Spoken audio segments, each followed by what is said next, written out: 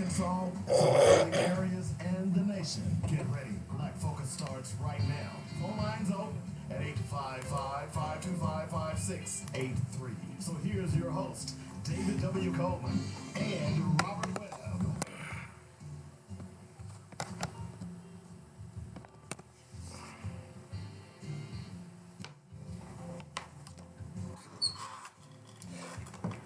All right, what's happening? We're here. Welcome to Black Focus Radio. Our issues, our solutions, our voices. 855-525-5683 is a number. That's how you get in touch with us. If you want to join the show, and of course, we'd love for you to join the show. We've had a few more people calling, so that's pretty cool. So, let's see what mic you're on here. So. You got me on. Try that. There you go. There you go.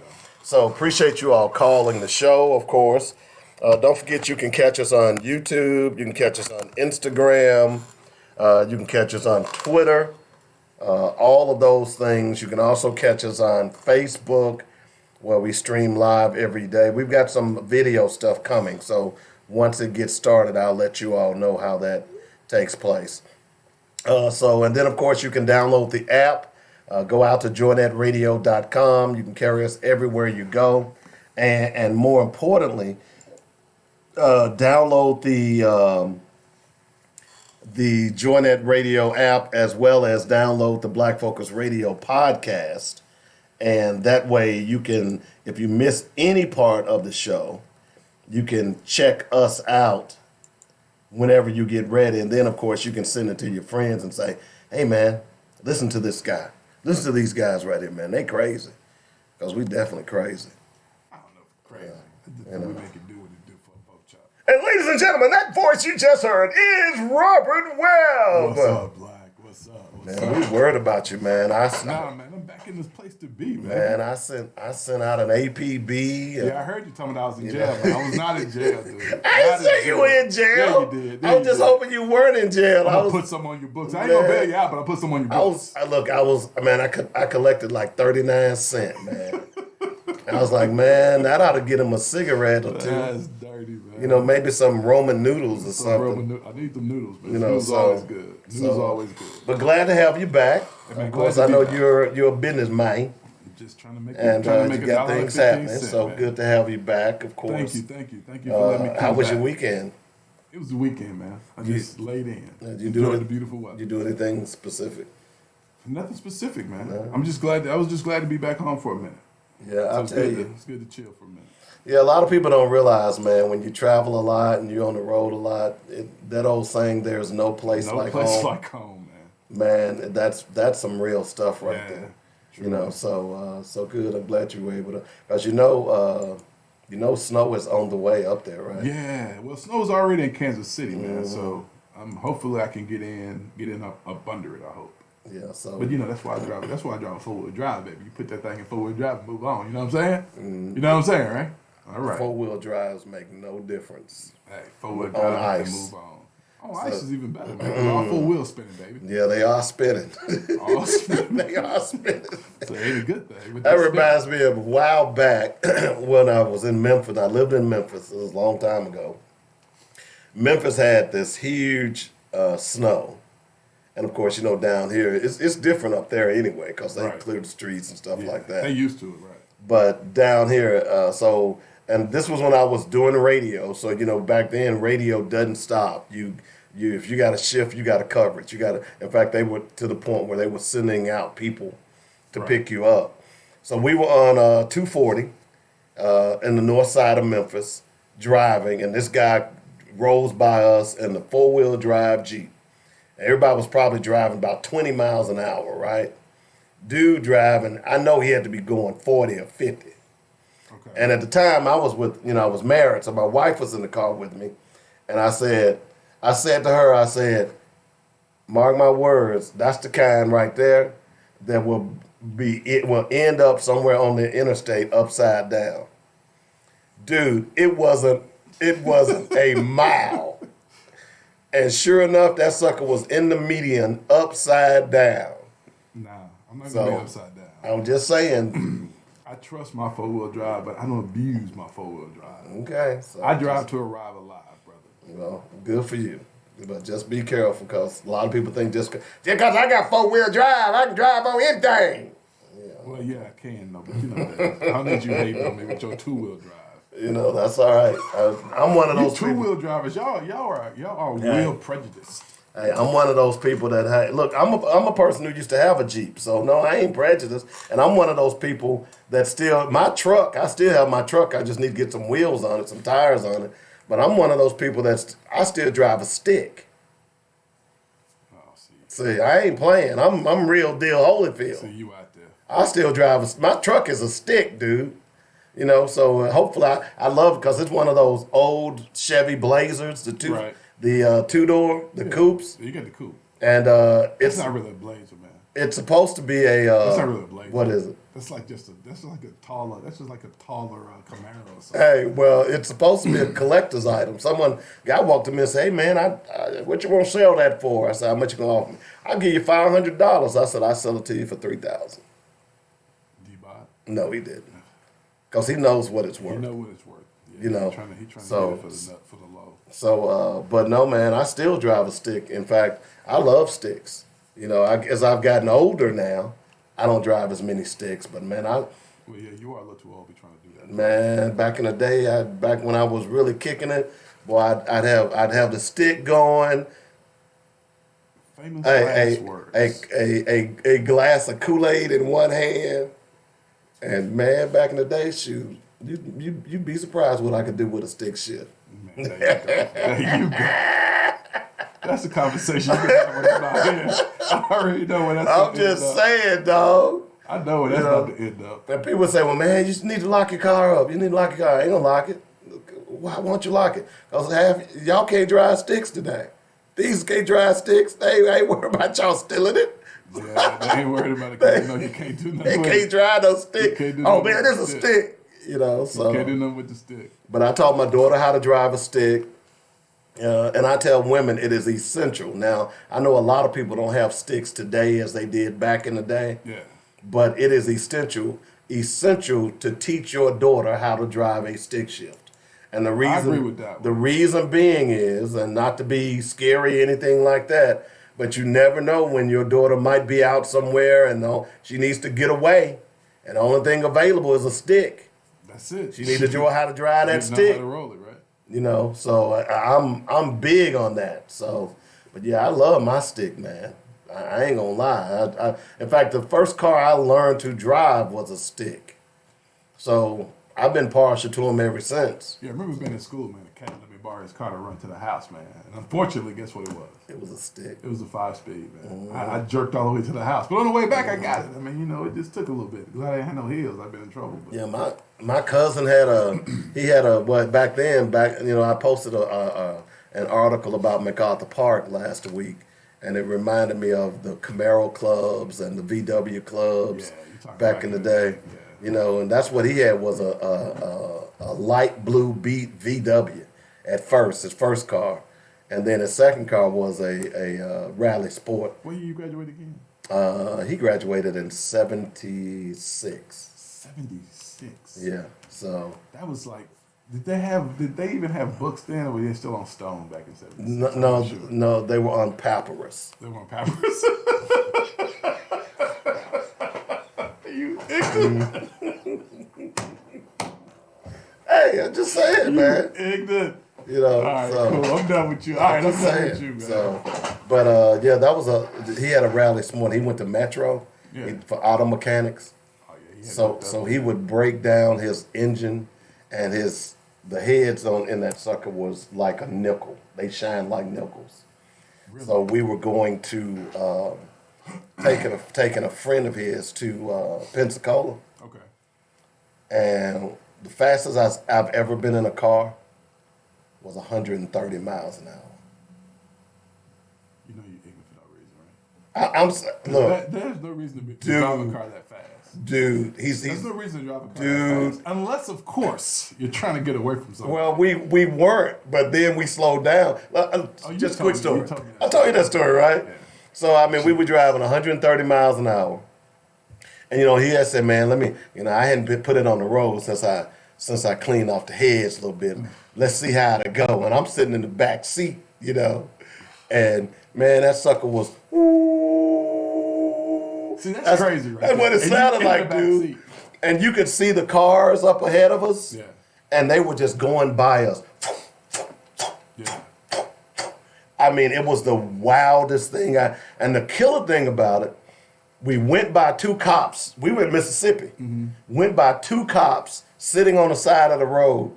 And he looked at the guy that was in the front seat. They looked at me. I said, ain't no use in stopping now. You've already done it. Yeah. So we slowed down to 75. Back then it was 50 miles an hour, 55 miles an hour. Right. Slowed down to 75. Blue lights were everywhere. And cop got out. It was a black cop in one car and a white cop in the other.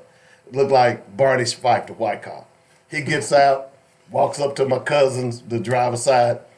Man, what the hell you got under that thing? And my cousin said, oh, man, I did this, I did that. He said, you want to see it? He gets out, pops the hood. They up in the front of the car looking, he telling them all he done did to it and stuff. And I knew we were going to jail that day. We in Mississippi. It was two black boys and a white boy. And I knew we were going to jail. And man, after they talked for about 15, 20 minutes, cop put him back in the car, said, man, slow that thing down. See y'all later. That won't happen now. No. And then I was driving back 65 and got a ticket. Yeah. In Mississippi. You was driving too slow. I guess so. But man, that was the fastest I've ever been in a car. But that's how I learned how to drive a standard. And then my first car in high school was a stick. Yeah, I'm a stick person. I'm not a big speed guy. I'm not a big speed guy. Well, I've never been that. Well, I've never been that fast, but I've witnessed that fast. Yeah. Now I tell people all the time when Danica Patrick started driving, for Indy, she didn't win anything really. And people say, she can't drive. She can't drive. I stopped saying that when I went to an Indy race. What?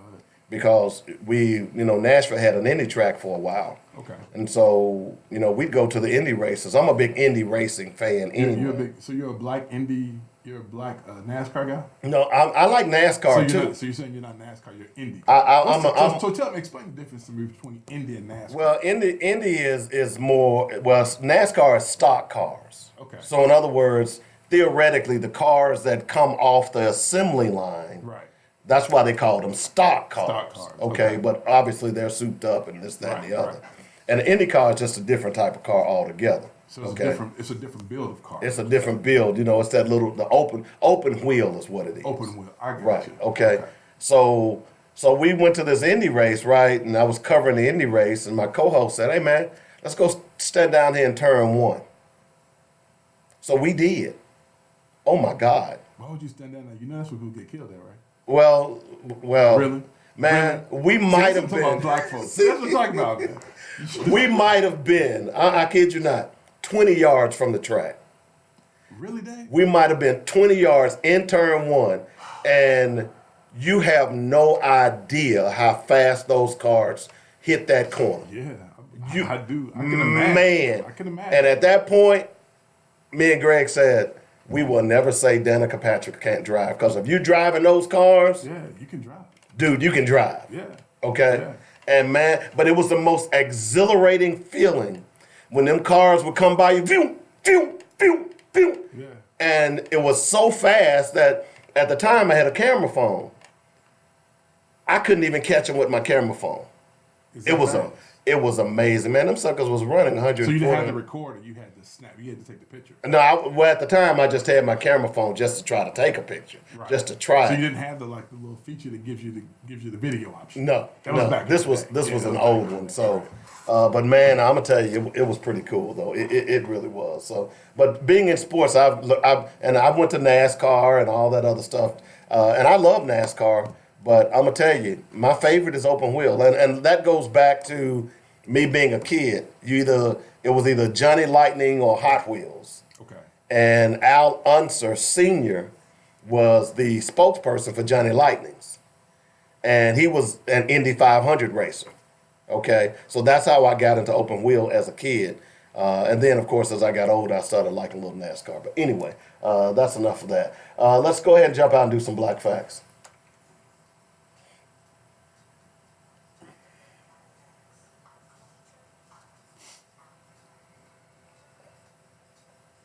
Well, I'm doing this black fact because I understand that there's a movie that's about to take place about this guy. His name is Bass Reeves. He's from Fort Smith, That's Arkansas. the real Long Ranger. The real Long Ranger. That's what's up. By the way, a lot of people don't know that 1 in 4 cowboys were black, despite the stories told in popular books and movies. In fact, it is believed that the real Lone Ranger was inspired by an African-American man named Bass Reeves.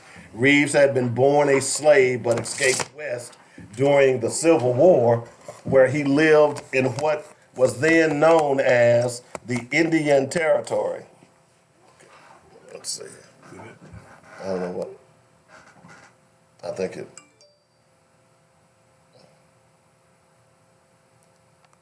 Sorry, yeah, we got technical. That's all right. There we go. All right.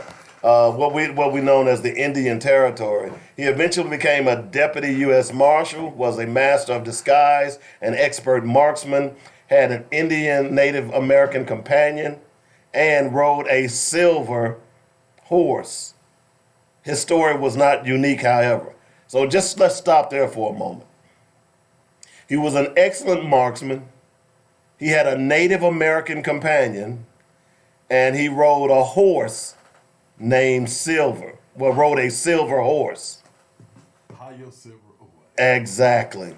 Okay. All that makes sense now, right? It makes sense now. In the 19th century, the Wild West drew enslaved blacks with the hope of freedom and wages. When the Civil War ended, freedmen came west with the hope of a better life, where the demand for skilled labor was high.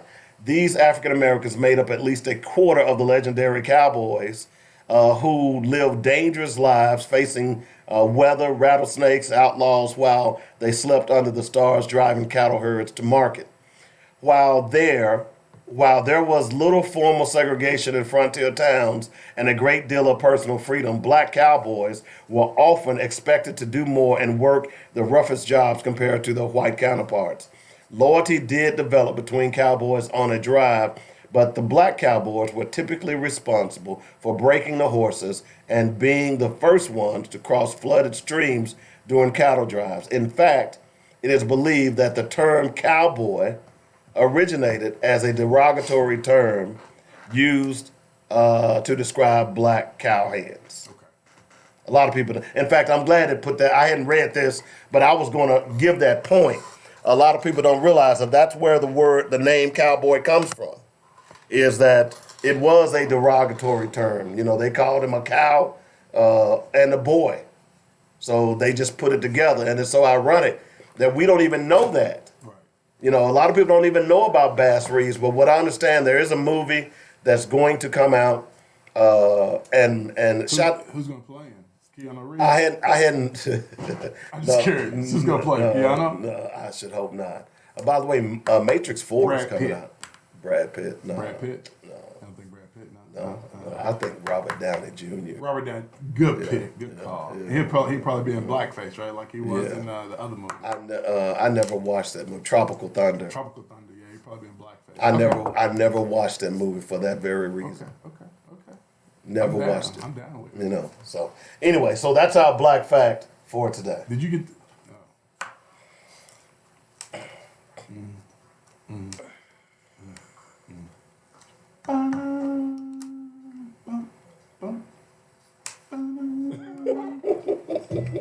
What? Tanya, you always try to throw shade at me, girlfriend, with your little Charlie Brown Christmas tree. What'd she say?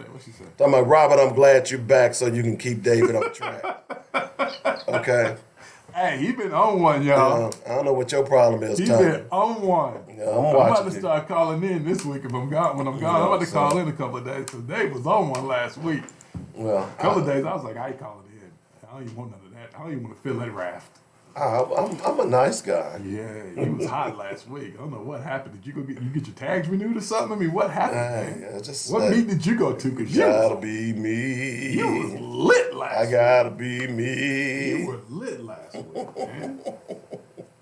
was uncomfortable just listening to the show. Oh, that's the whole point, is to make you uncomfortable.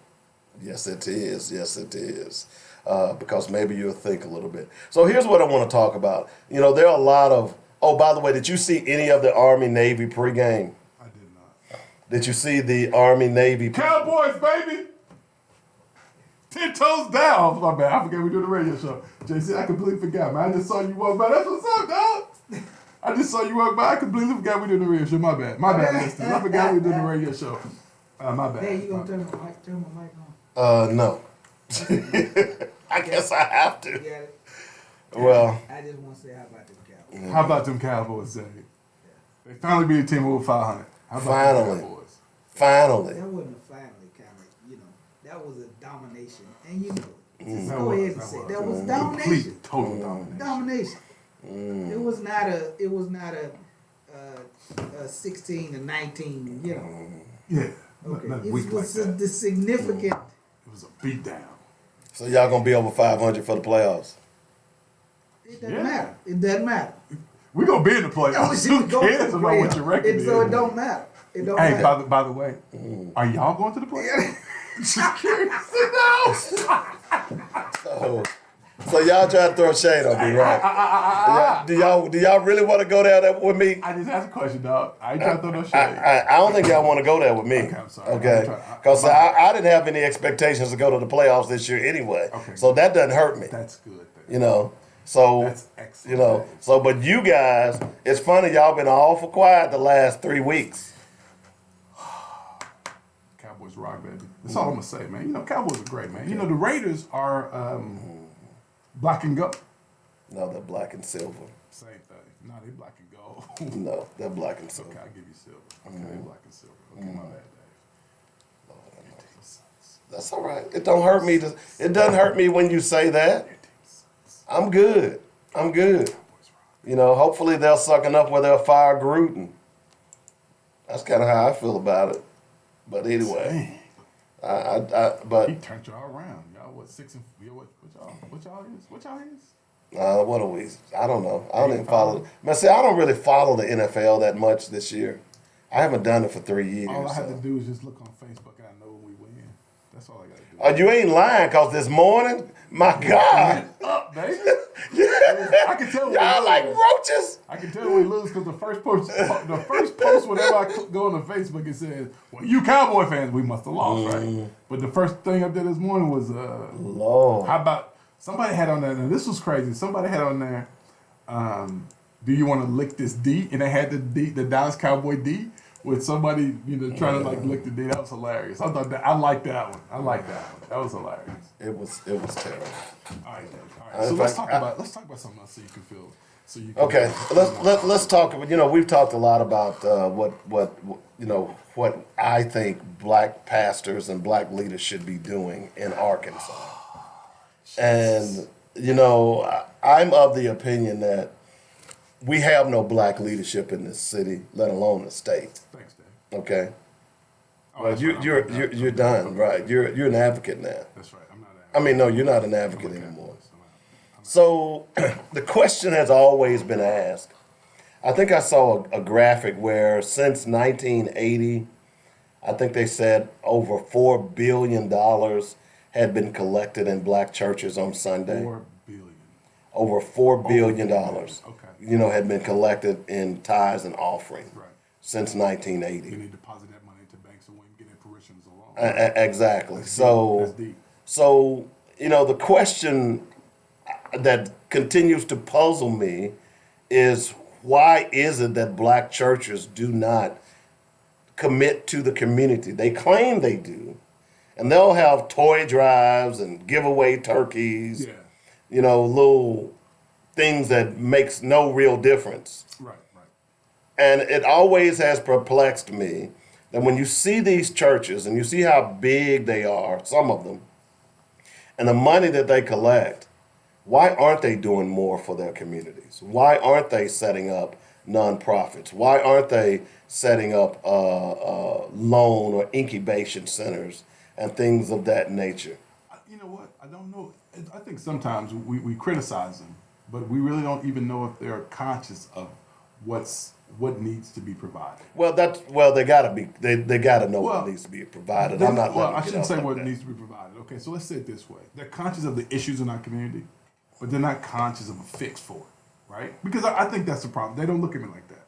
Seriously, I think sometimes that's the problem. They are conscious. Are they ignorant because of arrogance? Because that's what it's got to be.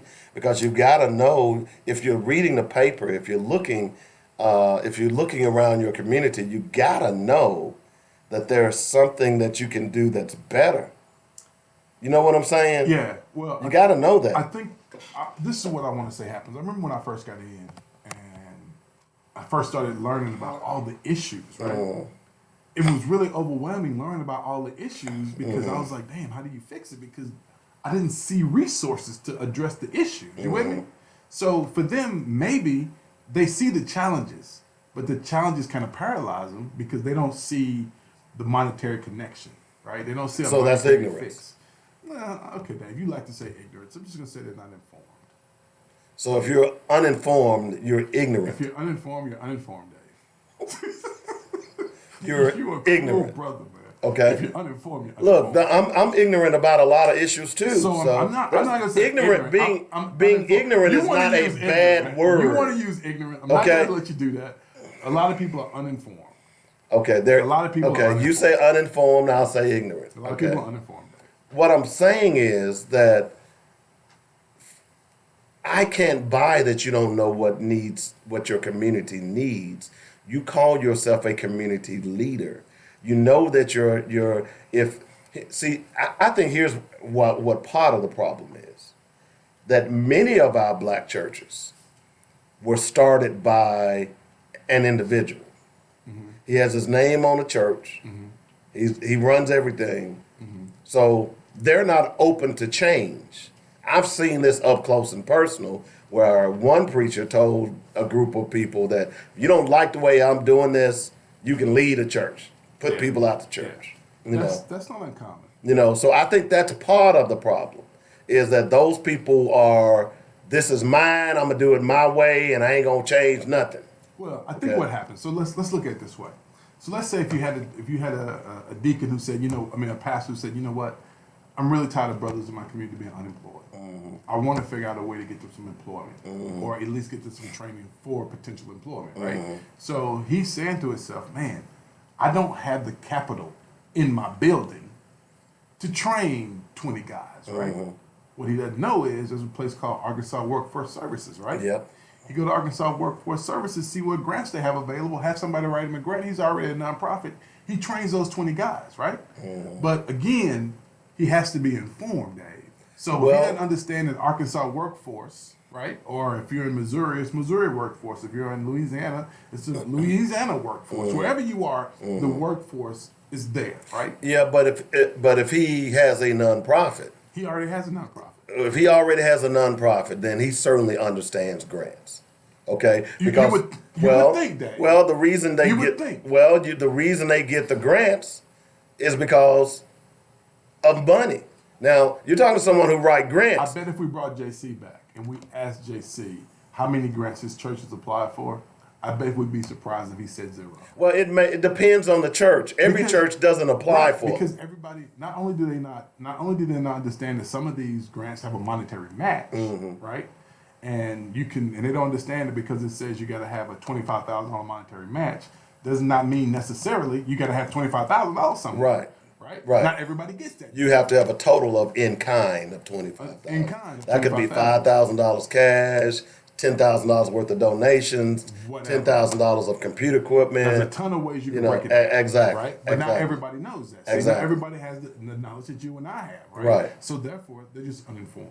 Well, you can say uninformed all you want, but I've dealt with too many preachers who have nonprofits. You just don't like preachers. I get that. No. It's not that we don't like them. It's not that we don't like them. I'm making a point here because I believe that the black church is the key to pulling black people out of the doldrums. And I read an article last week where it said that young black millennials are leaving the church in droves because they believe that the church does not represent what they believe in. I dig that. Okay? I dig that. So a lot of and that same commentary was in part why Kamala Harris fizzled and burned out. Is young black millennials did not trust her. She didn't believe in what they believed in. So my point is this, is that I think that the black church is the key to solving the problems in the community. Not praying for it, not praying about it, not praying over it, but really setting up some centers where black people can go and learn. Currently, those centers do not exist in our communities. Well, they have to have some kind of access, though. I mean, I don't know. I think first you have to have the desire to do it. Right. Okay. Once you say, okay, I want to do this, then there's plenty of information out there that can help you. The key is you've got to have the desire to do it. You've got to be willing to open up your church to people that don't look like you. Well, not only that, but then it takes us back to the conversation we had before about buying back your elected officials. Right. Because when you start talking about doing things like this is when you should have an elected official you call and go, hey, I want to do X, Y, and Z. Put me in touch with who I need to talk to to get this done. Right? So give you an example. That's a great example. I'm glad you brought that up. So when I decided that I wanted, Reverend Bill Atkins at the time had Greater Money in Memphis, when he came to me and said, Dave, you need to set up I'd love for you to set up a rites of passage camp. And I said, well, you're going to need some money. He said, well, and at the time, State Representative Henry Brooks was a member of the church. Said, you write the proposal, I'm going to turn you over to Representative Henry Brooks. Right. We'll get you some money. Right. Sure enough, she did. Money. Yeah. You see what I'm saying? Yeah. She pointed me, she didn't go and pull money from somewhere else. She just simply said, well, there are some grants from the state that you can write. We ended up taking those kids all the way to Gatlinburg, some of everywhere, you see, because we had a state representative who was in touch with the funding. And that's important. It really is important. So I'm saying all this is because a story I read the other day, Detroit pastor makes a difference with a business incubator inside of the church. Now, there are business incubators all around this city. You know that, don't you? There's one at ULR. In fact, ULR has they're a business center. Right. Anyone can go in there and get help starting a business. Remember, we had the young lady on. Pamela Reed. Pamela Reed, we had her on. But there's what is the place that's in North Little Rock? Oh, the Innovation Hub. The Innovation Hub, and what's the one down there right there on Main Street? The Tech Park. The Tech Park. Yeah. So there are plenty of business incubators around the city. But what I found is that black people don't feel comfortable going into those places. Don't know why. I can see that. But a lot of black people don't feel like that's for them. Right. I see although it's set up with their tax dollars. Right. Now, me as a brother, I'm going to walk on up in there. Hey, I need some help. You a proud black man. Right, but the average black person will not do that. That's why when you go in them, you rarely see black folks in there. I agree. You see what I'm saying? Yeah. But you talk to black folks, man, I got this business idea. Well, why don't you go to the incubator center? Oh, man, I don't want to go down there, for whatever reasons. So, but you got the resources. The resources in most cases are there. Right. Unfortunately, we have a really hard time connecting them all together. Exactly. Because when you go in there, it's easier for me. Well, for me, I'll talk to anyone. Right. But the average black person, it's easier for them to talk to someone who looks like them. You know what I'm saying? And when you've got an idea, you want people to kind of, move you along, help you out. So, and I'm talking about all of this because a Detroit pastor has set up an incubator in his church. That's what's up. In his church, and we should try to get him on the show one day. That's a good idea. And the great thing about it, and there was a line in here. Let's see, it's works that really started 10 years ago. When he says God told him to get young people like Dwight Ralston, a troubled teen who came to the church for community service and left and never left. He found art, music, video production, and other opportunities. So these people in this community, they go to this particular church and they help him set up businesses. Now, the average church has entrepreneurs in it. You don't need a lot of people to do this. So I wonder what kind of resources he started with. Did he start with any resources at all? let's see. Now, this was the other. So check this out. He believes poverty is the root of Detroit's problem. So in Island View neighborhood on East Grand Boulevard, the church has rehabbed and built affordable housing for 400 people. This is a church. This is what really boggled my mind. $48 million invested. What? $48 million from this one little tiny church doing the work so the community has what it needs. So this one little church has invested $48 million. Now, that's not money from the church. That's money from grants.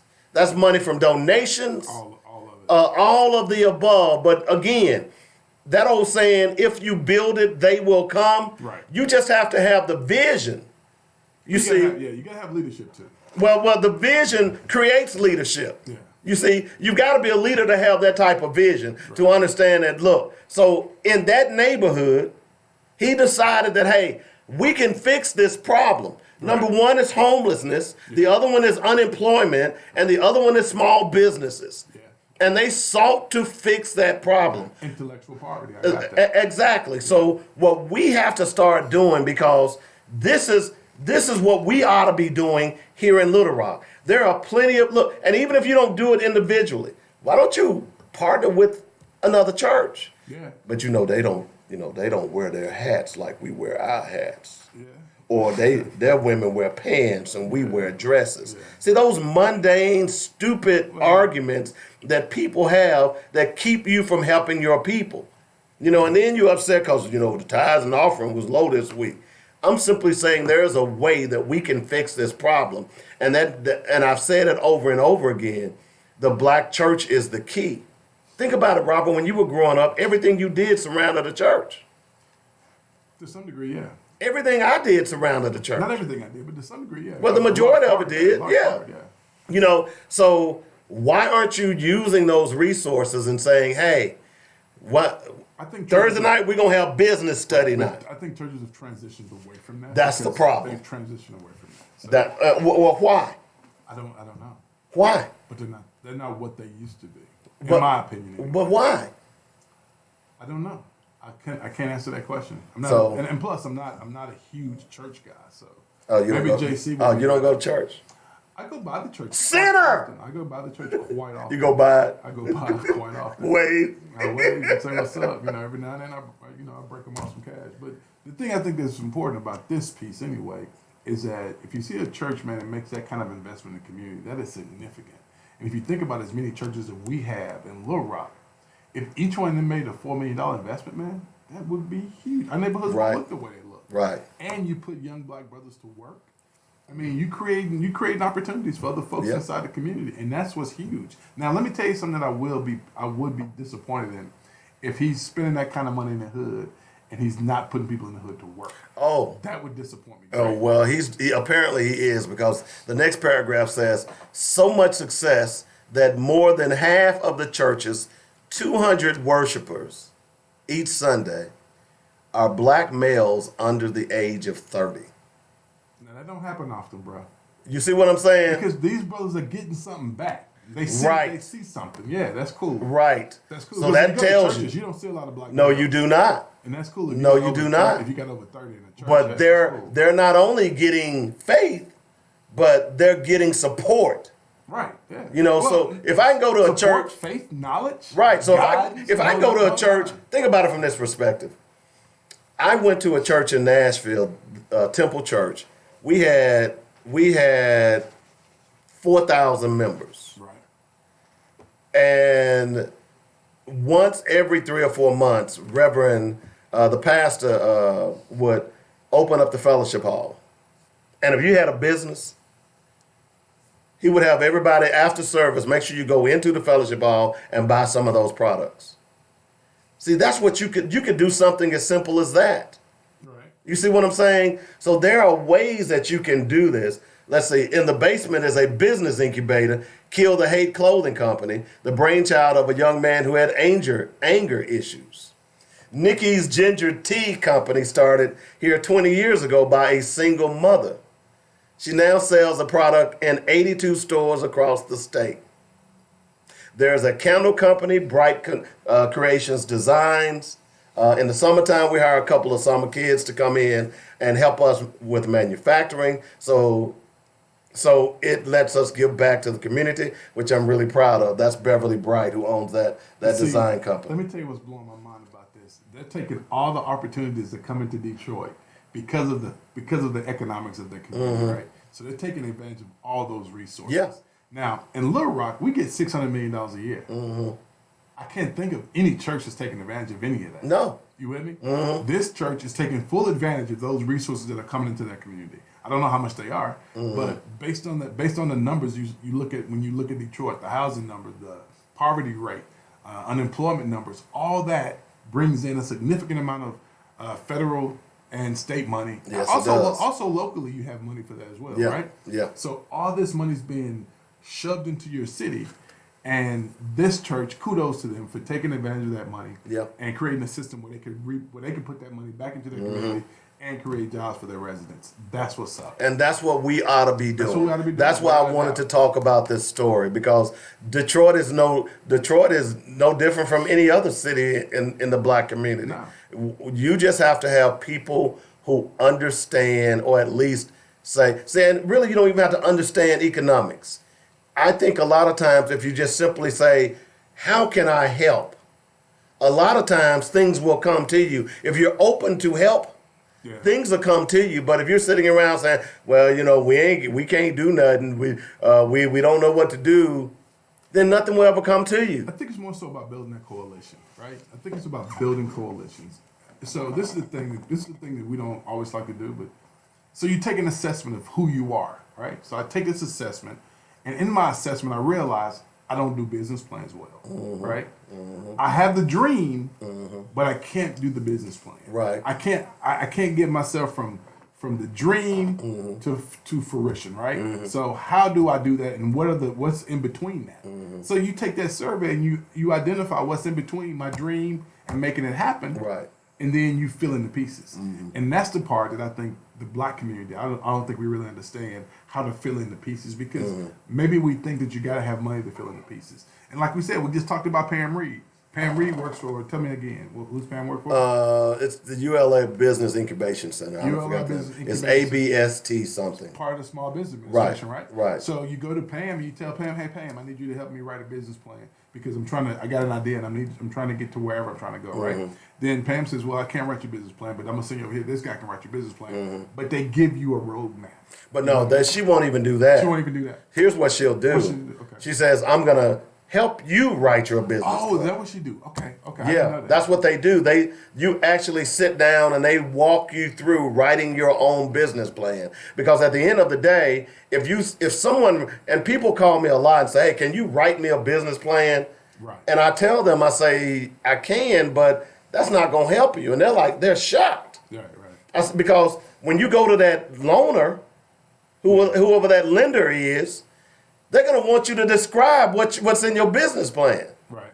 The same one if I write your grant. That's why when I help people write grants, I walk with them. Because when you go to that grantor, Right. if you award it, the first thing you're going to do is go meet up with all the people who are the board of directors. Yeah. And they're going to want to know about your program. So if you don't know how to describe your program, you're not going to get the money. Right. You see? And then the other thing is, it's important for you to understand what's in your business plan. Because your business plan is not what you're going to do. It's simply a roadmap. Right. Okay? Right. It changes over time. It changes constantly. It changes, exactly. So what it is just a base that you build upon. Right. That's why it'll tell you, if someone asks you in 3 years, what do you expect? What are your revenues? 5 years, Right. 10 years, things of that nature. Most of them are just up to 5 years. But the point is that you need to be able to write your own business plan, because guess what happens? If you become an entrepreneur, in all likelihood, another idea is going to pop up in your head. Right. So you're going to end up having Now, for me, it's totally different. That's not my lane. So I'm going to pay somebody to hook that up for me, right? Because but you're going to know what's in it, though, I'm right? going to know what's in it. but that's not my lane. So the thing I don't want us to get bogged down with is that while what you're saying is great, and they should want to write their own business plan, right? But at some point, you identify your lane, and whatever your lane is, you get in that lane. So, like I said, trying to get you from point A to trying to get you from A to Z, those are the steps that we need to help people understand that, hey, from in every walk of this process, there is service out there to assist you in getting there. You ain't got to try to do it by yourself. Right. So that's the great thing about this church, right? So the church is identified, okay, we know where all the bodies are buried. We just got to dig them up and let these people pick a piece off of them. Right. Right? And that's what they're doing. And I love that. So what you're saying is we got to have this knowledge, and that's important. But I don't want them to lose the message that we're trying to give them. And that message is whatever you're trying to do, is somebody out there that can help you get it right. done, right? Right. It's money out there that you can tap into once you get all your ducks in a row, and there's nothing stopping you. Right. But you gotta, but we gotta start looking at this thing totally different, right? I agree. We gotta quit playing Parcheesi and start playing Monopoly, right? Let's play Monopoly for once. Let's play Monopoly. I hated Parcheesi. Parcheesi sucks. Yeah. But Monopoly's great. Yeah. Monopoly's a good game. Yeah, Great game. Yeah, I was actually down at Community Bakery, and some people down there playing Monopoly. Yeah. So, but I mean, you make a good point, man. It's just what we've got to start doing. Again, I say it all the time. We got to start thinking outside. Stop. You got to throw away that, and it goes back to your mindset here. Well, You got to throw it away now. There are so many things. Because look, here's the thing: if this food stamp cut go into effect, they're talking about 5.3 million people that's going to be cut. Yeah. They're talking about they just passed, or at least attempted last week, to cut Social Security and disability benefits. You better have some irons in the fire here, or you're going to be homeless. This is the great thing I love about politics, right?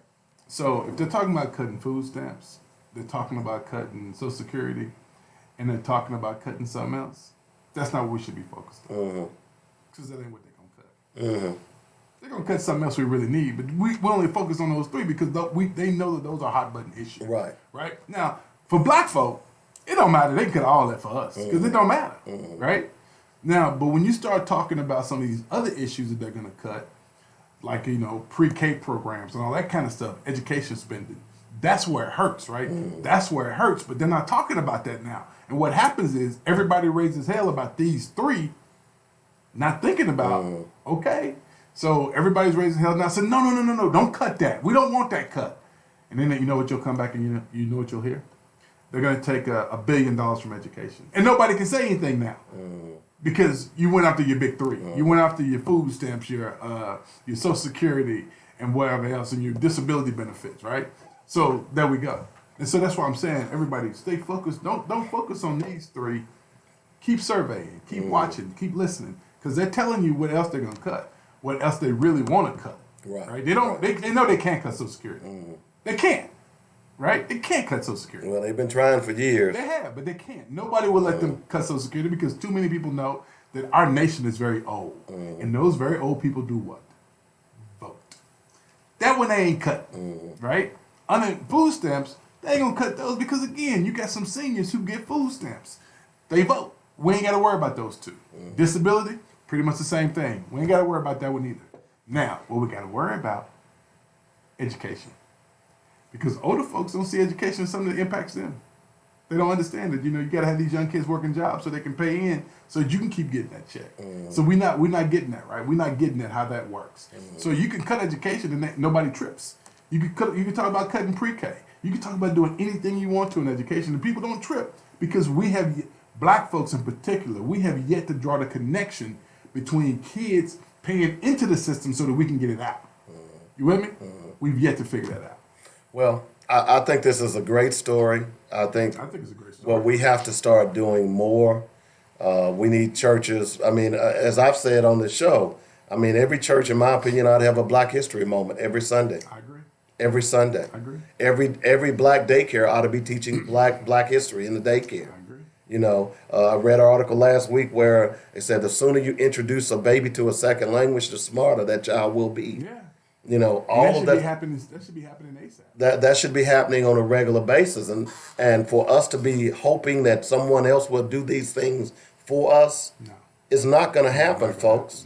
It just simply isn't going to happen. So we've got to start saying, hey, look, forget about what y'all think, and here's what we're gonna That's what we're do. gonna do right on. And if they want to come and help, that's fine. But at the end of the day, But it's not just get out of my way. Though. just get out of my way. Yeah. Just get out of my way, and that's how I feel. I don't really give a damn about your racism. Just don't get in my way. So get out of my way. Yeah. You see what I'm saying? Yeah. Because when you get in my way with your racism, then you're gonna have a problem with me. I have an issue. That's You it. see what I'm Yeah, saying? No, I'm with you. I'm But with you 100%. and that's why I said, hey, segregation to me, long as I was getting educated, didn't bother me one bit. I am not against segregation. You know what I'm saying? Yeah, not against If I could, But anybody black who's against segregation does not understand the economics of that community. exactly. I'll say that, and I make no apologies for it. Well, and neither do I. I mean, I'd rather grow up in a homogenous community any day. Yeah. I just would. In fact, I did. Yeah, You We know, all did. yeah, exactly. Most, well, not all, I did. A lot of us grew up.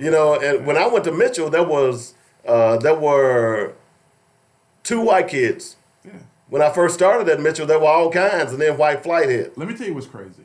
Growing up, I only went to one school that was not within walking distance of my house.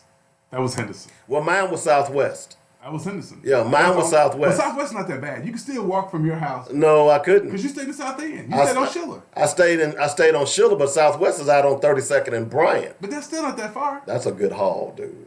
That's not. I It's not walked. like walking from Henderson. I walked from Henderson. yeah. That's a That's a good haul too, Really? but Southwest was a good haul too. I went to Franklin in elementary, right? I went to Franklin. From Franklin, I went to Garland. From Garland, I went to Henderson, and then I left Henderson, went to Central. I could walk to all 3 of those schools. Yeah, see, I went to Mitchell. Mitchell was a half a block. I could stand on my back porch and look at the playground at Yeah. Mitchell.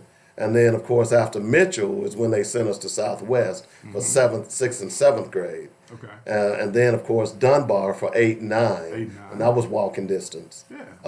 And then, So you see my point, right? yeah, and then Central, that was walking But distance. now you got kids now who live in Little Rock who, even if there was a school in their area, they couldn't walk to it. That's Because crazy. they're zoned to ride a bus somewhere else. Yeah, that's crazy. Desegregation didn't work. Let's stop it. I'm just saying. It is what it is, my brother. 855-525-5683. Another quick story. I don't know if you watched any MMA over the weekend. And I do want to talk a little bit. I don't know if you saw what 50 Cent went at Oprah. And I want to talk about that as well. And we'll get into that next hour. But there are a couple of stories that just kind of boggled my mind over the weekend. Let's go, man. I know some good stuff. Come on, man. But Come on, man. let's see. Let's start I with need a good laugh. Come on. by the way, remember the movie Radio where Yeah. Cuba Gooding Jr. Ed portrayed Harris, the young man. He passed away over the weekend. Sorry to hear that. James Radio Kennedy. I was got his to meet name. him, man. Oh, really? I got to meet him before the show, though. I met him before the movie. Oh, great! So he was 73 years old. So he lived a long He lived a life. long life. So good for him. So just wanted to do shout Give that him a out. shout out. Yeah. As well, because that was a darn good movie. No It ifs, was. ands, or buts about it. It was. But what I wanted to talk about quickly, did you see the fight over the weekend? The fight? There was a UFC fight. Yeah, Davey. I'm watching those all the time. I don't watch them either, but I found it interesting. By the way, I think we talked about this once before. You know what the word MAGA stands for, right? MAGA? Yeah, MAGA. Yeah, Make America Great Again, right? Or no? No. Okay. It basically stands for, it's a Nigerian word. It means, in Nigerian parlance, a word that means easily fooled idiot. That's perfect. Yeah. Okay. It's perfect. Yeah, that's perfect. So this brother from Nigeria, they call him the Nigerian Nightmare. He fought this guy over the weekend who was a Trump supporter and who was screaming MAGA and really talking a lot of noise. Oh man, he got beat down. I'm gonna tell you. The black guy did? No, the MAGA guy did. Oh, okay. They broke his jaw and everything. So let me just. I'm sorry. I had that article up and I must have closed it. But it was pretty darn interesting to see how that that fell apart on him. So, and he was screaming MAGA this and MAGA that, and wearing a MAGA hat and all this other stuff. And I tell you, he got a royal a whooping. Let's put it that way. Yeah. He got a good one, you know. So, and I just thought it was ironic that, you know, and by the way, the Covington is the guy's name. The Nigerian, his name is Usman. And by the way, he's Nigerian. He's an immigrant, and he's black. Okay. So why you say it like that though? yeah, he's black. But I'm still not gonna watch MW stupid wrestling, whatever it is. Well, no, MMA is not wrestling. I don't watch wrestling at all. I just think whatever it is. I don't really watch MMA either. I just think I don't. I'm gonna be honest with you. I've never gotten off on guys getting in a ring, beating the hell out of each other, and that's what MMA does. I just, you know, I liked boxing, but boxing wasn't trying to, you know, it wasn't doing all that crazy stuff. But it's a pop. I saw it. I saw the evolution of it at doing sports in Nashville, and it's become big business. But I don't watch, and wrestling, I don't watch any of that at all. But anyway, so Kobe Covington was the guy that got beat down, and they called the black guy the Nigerian Nightmare, and it certainly was his nightmare. So I thought that was interesting over the weekend as well. Let's see what else. Police in Hamilton County. I don't know if you've seen this, but a Hamilton County police officer apparently stopped a black guy and did a cavity search on the side of the road. Okay, no, that's not funny. It really isn't. It's not funny. Okay. My bad. And apparently the sheriff he's been charged with 44 charges. 44? Yes. He was indicted on 44 charges stemming from allegations of inappropriate behavior and assault while he was working for the Hamilton County Sheriff's Department. Did he terminate him? Apparently he has not been terminated as of yet. Okay, he still get my money. Okay. Though. He still get my money. Exactly. All right. Let's see. He faces excessive force lawsuit related to the stop, in which the defendant says the effects of the search required treatment for anal contusion and surgery on a previously untreated hernia.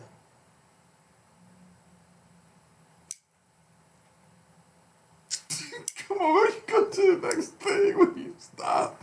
See, I don't want to do this with you today. Hey, we got much love for you, brother. We know you've been through it. It's we feel your pain seriously, because man. No, I don't feel. I don't feel your pain. No, I don't. I should say well, I have, because I have had the hernia where I had that. Oh, you have. Before, Oh, okay. So I thought maybe you had had a cavity search. Nah, I ain't never had a cavity search, especially not by the police. Yeah, I don't think I want anybody to search my cavities. No. That's not a good one. But see, let me tell you something. I just got to tell y'all this, because I think it's important that everybody know that if they ever try to do a cavity search on me, yeah. I don't even want to imagine. So. Yeah. So just to make it simple, there will be some sad singing, some slow walking, and some sad singing. That's all I'm gonna say. I don't know who it's gonna be, me or them, but I ain't about to have no cavity search player. It ain't gonna happen. Well, that's when you gotta go. You gotta go. Hey, we got to take the top of the hour break. When we get back, we'll talk a little bit about the Alabama teacher who formed a racist group. You'll find that interesting, I'm sure. And you haven't heard the story about the retired NFL player who secretly recorded J.P. Morgan Chase bankers? Oh, boy. No, we got to do that. Oh, we're going to do I that when we get back. I hadn't heard that one. Dude. Is it good? We don't have the audio, but we have. Okay, but we just got the transcript. Okay. Yeah, it was interesting. We'll talk about all that in the morning when we get back. We'll take the top of the hour break. You're listening to Black Focus Radio. Our issues, our solutions, our voices on joinnetradio.com. Peace. What we got up there now?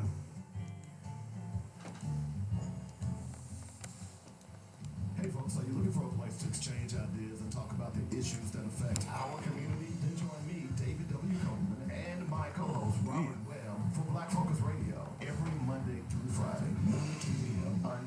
Oklahoma. We like to say it's our issues, our solutions, our voices. Download the latest podcast on your favorite platform. Also catch us on Chicago? Is it Cambridge? Cambridge. Facebook. That's Black Focus Cambridge, Radio. Mass. Our issues, our solutions, our Okay. voices. On JournetRadio.com. Hello to quality time at Marco's. Hello to being a game changer. Well, 50 Cent went in on Oprah's ass. Did he? We say Oh yeah. You know, she's executive producer for a documentary on Russell Simmons. And Russell Simmons lit her up too. Now he was accused, you know, Russell Simmons was accused of date raping a Yeah, woman. me too. Yeah. And the account was pretty horrific. It was pretty bad. So what they rip her for? Well, she's doing these documentaries on black people. Why is she doing it on the white folks? Do what now? Remember, it was her and Gail who did the thing on R. Kelly. Yeah. Now, I'm not condoning what they did, but you know, her best bud was Harvey Weinstein. Yeah, but she's not doing one on Harvard. She ain't doing one on Harvey.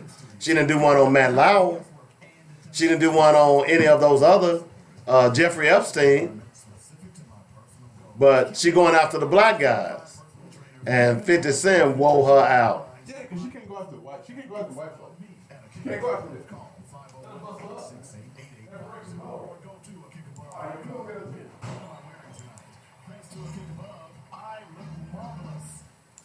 This is Alvin from Habibi's 4317 East Broadway in North Little Rock. We still have a green top at your very next stop. The same great service, but more on it. Give us a call, 501-663-1553 or 664-2992, or call our toll-free number, 1-877-HABIBI-1. Diapers, pull-ups, hospital beds, wheelchairs, Simply Fit, diabetic supplies, underpads, and more. Your durable medical supply center. Hey, this is Reggie Swinton, former Dallas Cowboy football player, and I'm starting my own radio show with co-host Mike Nichols called Wide Open. We will be talking about youth football and all other sports dealing with the youth. This is one show you would not want to miss. Join me every Wednesday from 7 to 8 p.m. Myself and Mike bring you the latest and greatest news on the youth around Central Arkansas, around the state of Arkansas, right here on JournetRadio.com.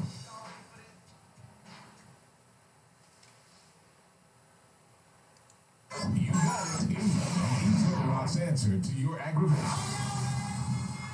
Joy Network. The views and opinions expressed today on Black Focus Radio are not the views and opinions of the station, its management, or its advertisers. Now, let's get ready to focus on our issues, our solutions, using our voices on Black Focus Radio. Boom. Welcome to Black Focus, the show designed with our community in mind, where we focus on our issues, developing our solutions, using our voices. Central Arkansas, surrounding areas, and the nation. Get ready. Black Focus starts right now. Phone lines open at 855-525-5683. So here's your host, David W. Cohen and Robert Webb. Boom. Boom. Boom. Boom. All right, welcome back to the show. Black Focus Radio, our issues, our solutions, our voices. 855-525. Hey, if one more person types "Go Cowboys" on my feed, That's what's up. That's what's up. I'ma cut That's you what's off. up. Okay. That's what's up. Y'all keep doing that. Where were y'all last week? Keep you doing damn that. bandwagons. No. We talking Bandwagons. about today. We talking about today, Dave. We're not talking about last. What color is that bandwagon this time? It's blue and gray. It's blue and gray. Yeah. Quit hating, player. Quit hating, player. Whatever. I'm just tired. Just tired. 855-525-5683 is the number. We got a lot of stories. A lot of things went on over the weekend as well. By the way, if you were in New Orleans this weekend, probably wasn't a good weekend to be in New Orleans. I mean, it's always good to be in New Orleans. What happened in New Orleans? But it wasn't. Other than the crime. I mean, what else? But they had a cyber attack this weekend. New Orleans? The city of New Orleans.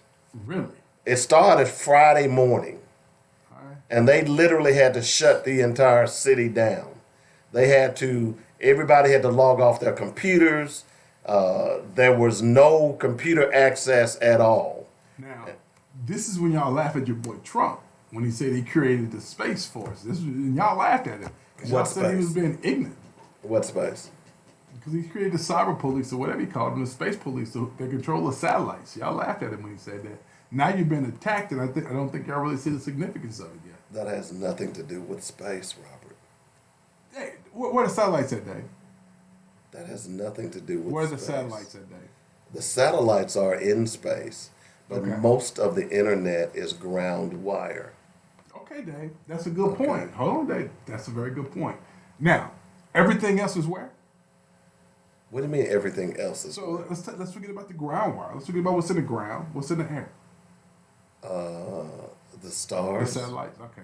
All right, Dave. Fine. You just like to cooperate. Okay, cool. You just want to make your point. Go ahead. I'm sorry, Dave.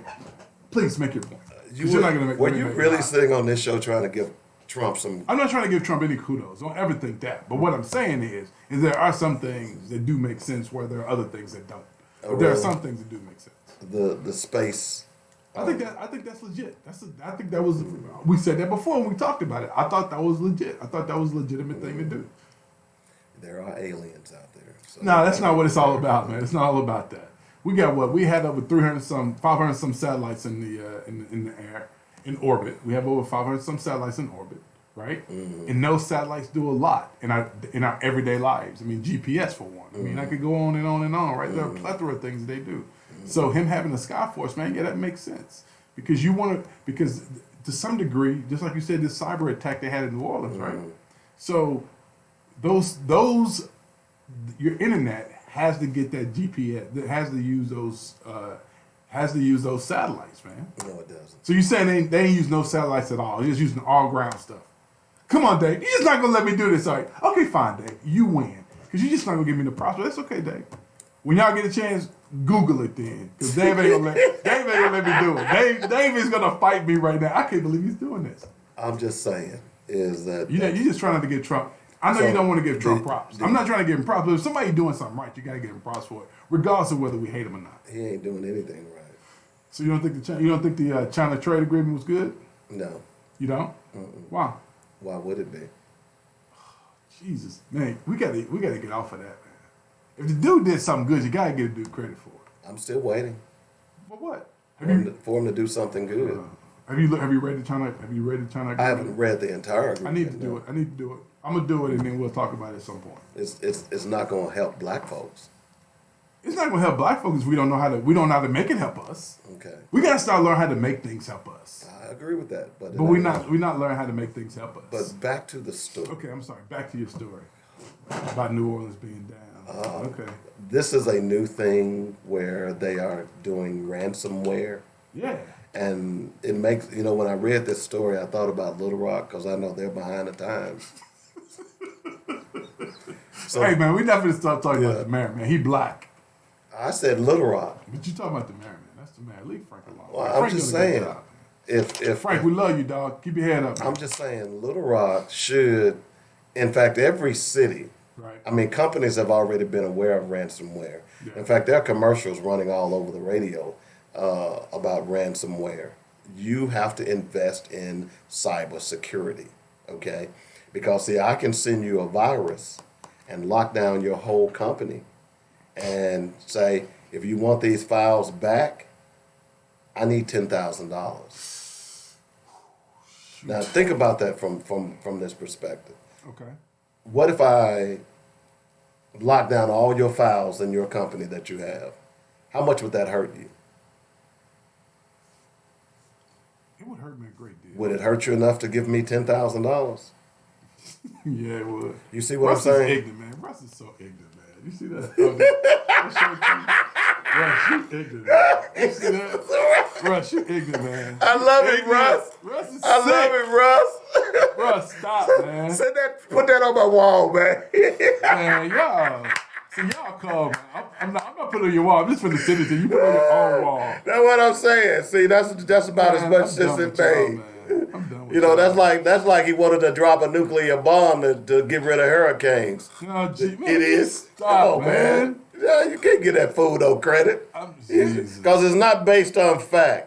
But anyway, I thought it was interesting that this was quiet. Nobody talked about it. But every city, if in your company, you had better be aware of cyber ransomware because it's out there everywhere.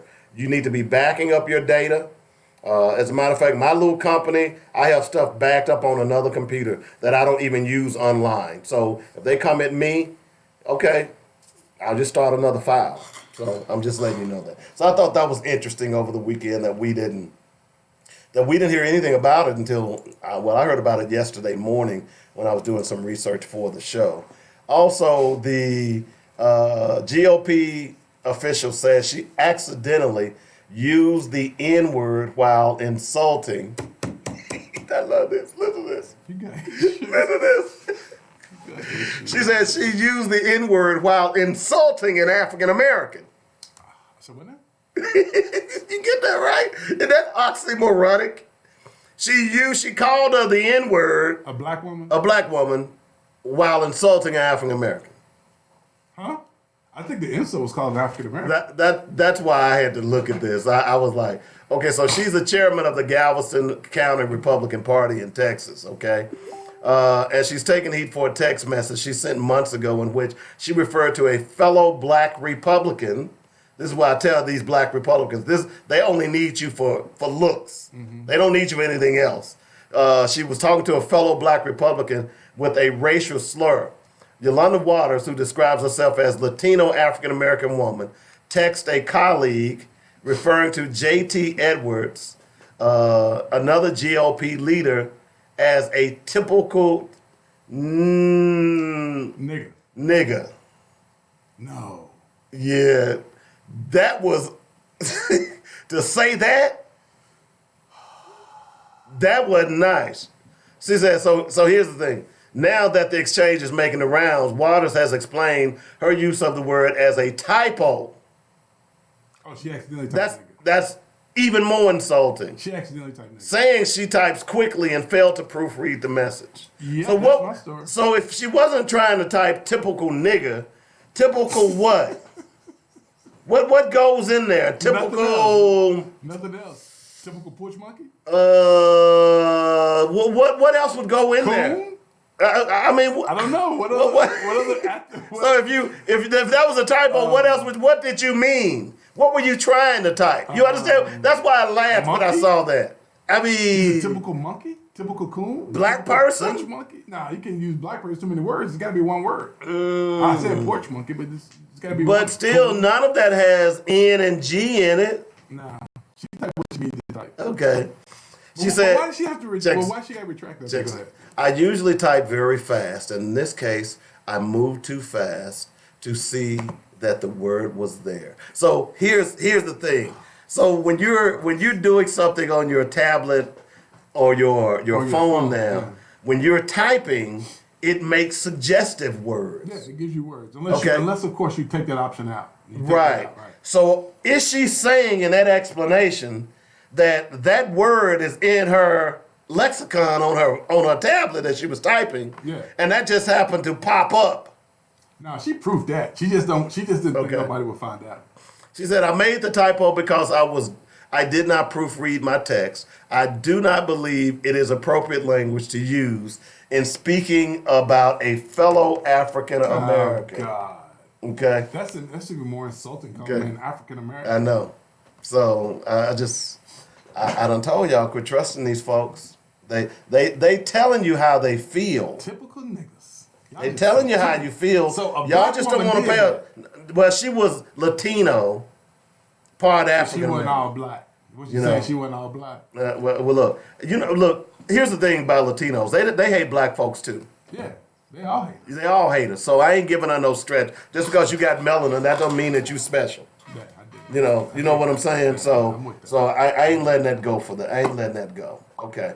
So let's see a couple of other stories here I want to get to. That one was good. Yeah, that was pretty bad. Dave, I didn't mean to call you nigga, Dave. I meant to call you something else. Yeah. What?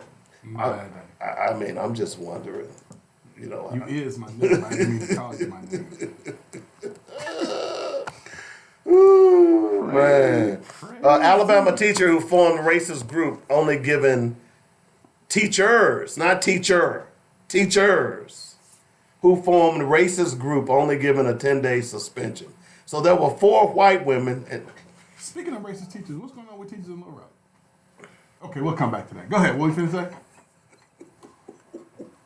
see, What? I'm reading the story. What are you talking about? Hey, Tracy, it'll be tomorrow. Hey,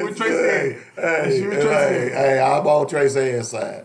Okay, the Ashford High School teachers who organized and formed a racist group that was ran on and during school hours called themselves Bad ABs. So badass, Badass, okay. Yeah, you know what I'm saying? Yeah. Targeting black and LGBTQ students were only given a 10-day suspension without pay for their actions. So, let's see.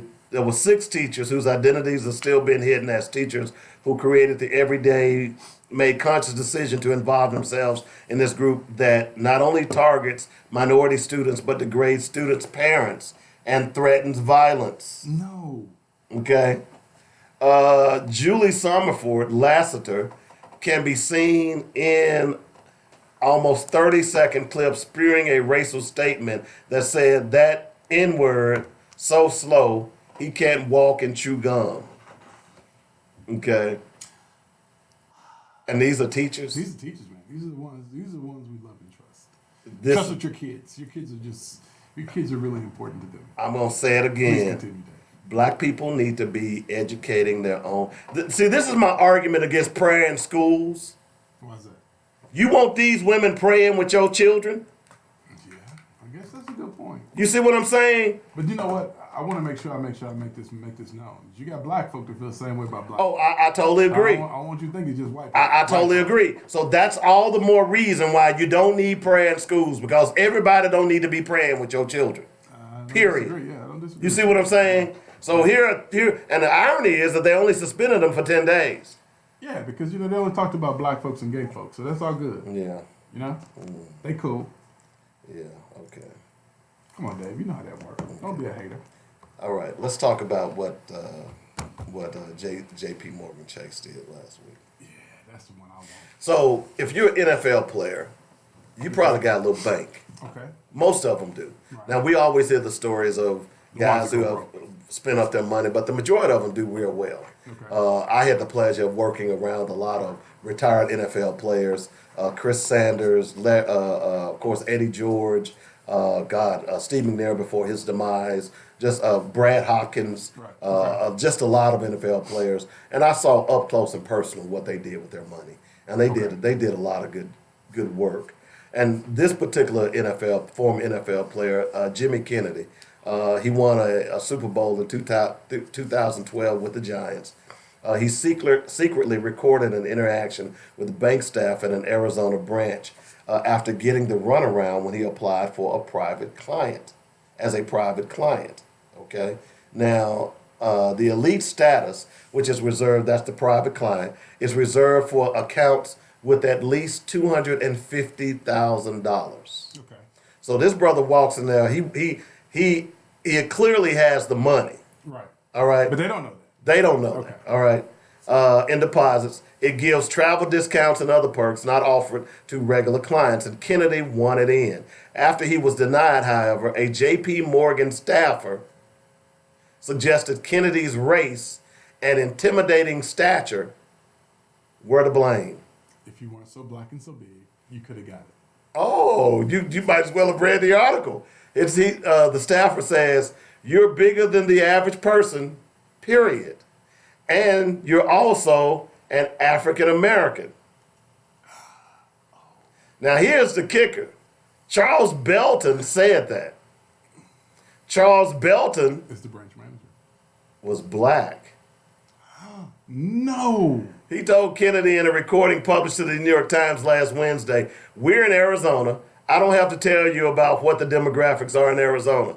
We don't see people like you a lot. So here's the ignorance of that. You have a professional basketball team in Arizona. You have a professional football team in Arizona. And a Okay? baseball team. You have a professional baseball team in Arizona. Now, there are not a lot of black people playing professional baseball, but you still have dark-skinned people. Right. You have a professional hockey team You have in a Arizona. you have a ton of real estate developers, and especially black in Arizona. Exactly. So for him to say that is utterly ridiculous. Apparently, this is the first time that J.P. Morgan Chase did this.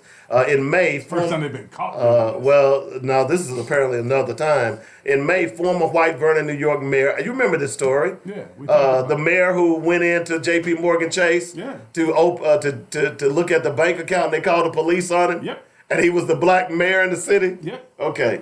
Kennedy, who retired from the NFL in 2011, earned about $13 million over a 7-year career and was attempting to invest $800,000 of his money when he started having issues with the bank, according to the Times. He had previously been paired with another financial advisor who also accused J.P. Morgan of discrimination.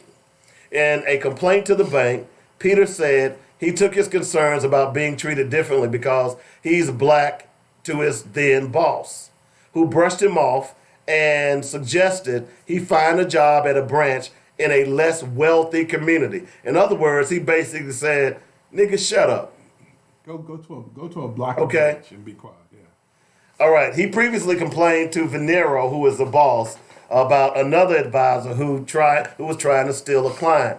Check this out. A black mother on Section 8 federal housing assistance who was awarded $372,000 in a wrongful death settlement. His boss declined to help the woman. However, saying in the dispute wasn't worth it. You're not investing a dime for that lady, Venero says on the recording, suggesting the woman would blow the money in no time. This isn't money she respects. She didn't earn it. Wow. Wow. This is J.P. Morgan Chase, y'all. Y'all still think redlining isn't going on? Oh man, I hate you telling me that, man. Now I can't bank with them anymore. You see what I'm saying? Yeah. You still think redlining isn't going on? That's just flat ignorance. That's just flat ignorance. No, that's And flat racism. But that's flat ignorance. Man, I don't know. I can't even say anything right now. I don't even know what to say. Because I mean, some things you just don't know what to say, man. So they end up firing Peters, the black guy who reported this. They initially didn't give a reason for his dismissal, but later claimed he was fired for improperly assigning credit for a new client to an employee who managers didn't think deserved it. They fired him after he filed a lawsuit. That's what they do to black folk. That's what they do. You know what? Now I see why black folk don't fight back. But if black folk fought back enough, they couldn't keep doing it. But black folk don't fight back. Oh, so see, that reminds me of that interview Which one? with the candidate for state representative, Who? Lee. What was his name? Williams. What's his name? Last name? Miller. Lee Miller. What happened? Because what you just said is so true. See, they've been doing this for so long, they think it's just normal to do. Right? So, Well, because we don't fight back. right. And my argument, remember when Mr. Miller was saying, hey, we just want you to get home. Yeah. And he made a good point. I understand that logic. Yeah, he made a good point. But part of the reason that this continues to happen is because we just go home. Had Dr. King them just went home, we wouldn't be where we are today. You see what I'm saying? Yeah, but Dave, I mean, truthfully, right? So this is some great example. I'm gonna use a great example. Marcus Harrison. Marcus Harris. Remember Marcus worked for the city. Mm-hmm. Turned the guys in. Marcus ends up losing his job. All the white people keep their job. Right. Lots of the police do all this stuff with the police. Mm-hmm. None of them get fired. Marcus does. Right? Mm-hmm. How does that happen when you got a black city manager, a black mayor, a black police chief? Well, he How does wasn't. that He happen? wasn't a mayor at the time. Though, was Who? Frank the mayor at the time they fired him? No, he wasn't the mayor then. No. Okay. But still, my point is, how does that happen? Though? How does that happen? It happens because there aren't enough of us standing beside him. Manchurious. What my man say? Manchurious manumission. Am I saying that right? Yes.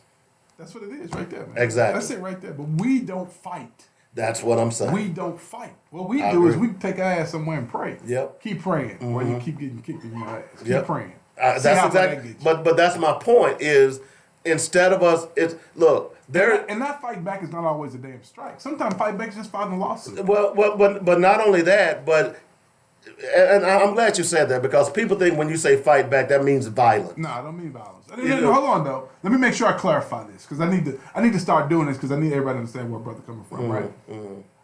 I have the same approach to violence that America has. I do too. The same approach to violence. I do So too. don't ask me, am I abdicating violence? Don't ask me that. I'm doing the same thing America does. So when Louis Gohmert says if Trump gets impeached, there's going to be a civil war. Okay. I'm like, All right, bring it on. Bring what you got. come on, bro. I live in the hood. I Yeah, don't live that's by what no I'm white saying. folks. Come on, bro. Come on, bring what you got. So, but I think it's interesting that you're exactly right that we don't fight when we need to fight. We need to fight, right? And that's why these look. Last month alone, there were 3 black fathers that were murdered by police. Did you hear about that? Mm-hmm. You did, but the majority of us didn't because we've gotten anesthetized to it now. It's not a big deal anymore. You see, because until we start standing up and saying, "Hey, this is not happening anymore. We're done. We're done." I had a sister who contacted me on my show Saturday. She said, "For the first time, I've heard someone talk about what's going on in colleges the way that I've never heard them talk. Right, like we talk about. The way we talk all the time." Okay? So we got to start fighting back. We cannot continue to allow this to happen. And that means, as I've said over and over again, a lot of our kids don't understand what sacrifice means. Okay? They don't understand what sacrifice means. I got to have mine. I ain't worried about what other people do. That's why we're not moving forward. Is because the one thing, whether you agree with how they pursued civil rights, and there are a lot of flaws in how they did that, the one thing that they had was unity. Okay? Well, they didn't have a choice but to be unified because they all had to drink out the same water. But we don't have a choice now. Because you can live where you want to. Yeah, but that's the illusion. Because at the end of the day, illusion of inclusion. right, exactly. Because at the end of the day, when that cop pulls up behind you, you nervous. Yeah. Even though you live in that white neighborhood. I watched a video earlier that Russ put out about this Nigerian who was pulled over by the cops in Conway. It was pretty funny. Why are they stopping me? How do you want me to open the door? You want me to open it? It was pretty funny, but it was scary. Yeah.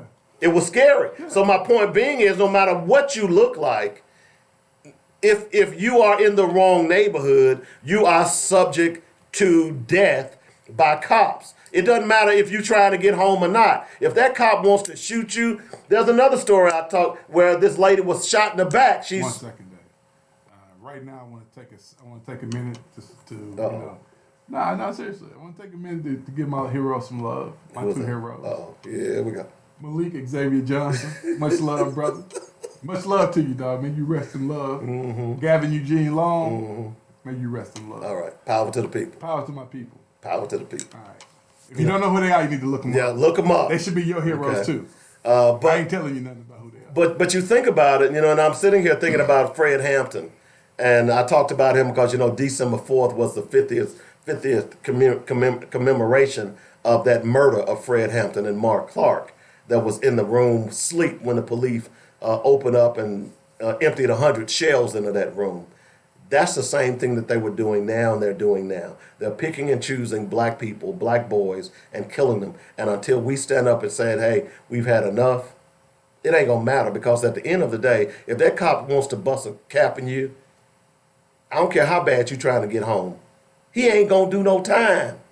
He's not gonna even stand trial in most cases. No. You see, so saying, hey, try to get home, if you're trying to get home, if that cop has the intent of roughing you up that night, his girlfriend done quit him, she done called his wife with his partner, it ain't gonna matter if you're trying to get home. Yeah. That's why more and more people need to understand and exercise that. That's what I was trying to make the point to him. He didn't get that. More and more people need to stand. See, the more we stand up, Right. the less they'll do. You see, and I'm thinking about that story of the young people in Philadelphia, and we've talked about this, where the police just rolled up on this young brother this past summer. Yeah. Remember that? And he had his shirt off, Right. and they were standing on the bus stop, and they just grabbed the boy and threw him in the back of the car. Right. And if it wasn't for those three sisters out there, not his sisters, but three black women who were on the bus stop with him, and these were teenagers. They said, we're not getting on the bus until you let him out the car. Right. And they kept saying, y'all need to get on the bus, get on the bus. We're not getting on the bus till you let him out the car. He wasn't doing anything. Yeah. And they stood there, pulled out their cameras, their phones, and started recording. The police had no choice but to let that boy out the car. That's what I'm saying. See, that collective, we're more powerful when it's a group of us as opposed to one of us, and we have an agenda. And those three sisters, and I was so proud of those young ladies, and you could hear them say, we ain't going nowhere. And the police, there's your bus. We ain't getting on the bus until, and then the bus even waited, because apparently the bus knew that they were waiting on the bus. Right. The bus even waited. See, That's what we've got to do, man. But that also means being knowledgeable, because Exactly. again, man, I mean, it's so many things that I want us to do, but unfortunately, economically, we're not in a position to do half of them. I know. Because if you're gonna have this kind of resistance, you also gotta have the economic strength that goes behind it.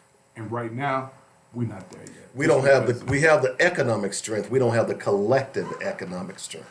I don't think we even have the economic strength. I'm talking about right now we're intellectually impoverished, right? Well, because intellectually we don't understand how this whole big thing works. Was that a new word you learned? Yeah, I'm just using it. I caught it earlier. Intellectual poverty. We got to do the phrase. I'm using some words. Use another I'm word. marrying some words, right? I'm just trying to do a little Go, word snippet no, up in there. no. But no, seriously. Pretty soon you'll be a talk show host. You're funny. You got jokes. Hey, but so I think intellectually we don't understand how to wrap it all up together and make it benefit us, right? Because I think when we look at this, sometimes we're kind of short-sighted. We don't understand that we also have to have those economic pieces. If we're going to have the resistance pieces, we're going to have the economic pieces. I agree. And I don't think we're there yet. Well, no, we're not there, because one of those, when you say impoverished, that doesn't necessarily mean cash. Right. Because, see, our biggest assets right now are our children. Yeah, but I'm talking about intellectual. I understand what you're saying, because about intellectual. you got to have this up here to understand how to utilize those pieces on the board. And you have to know that those pieces are there. So what happened? Because apparently Dr. King and Kwame Ture and all of those knew how to use those pieces. What happened from then to now, where we have become so ignorant of how to utilize our intellect in order to get things done? Well, Because, see, part of the reason why people hated Dr. King, because Dr. King outsmarted their ass. yeah, but I think for me, this is just my opinion. You ready?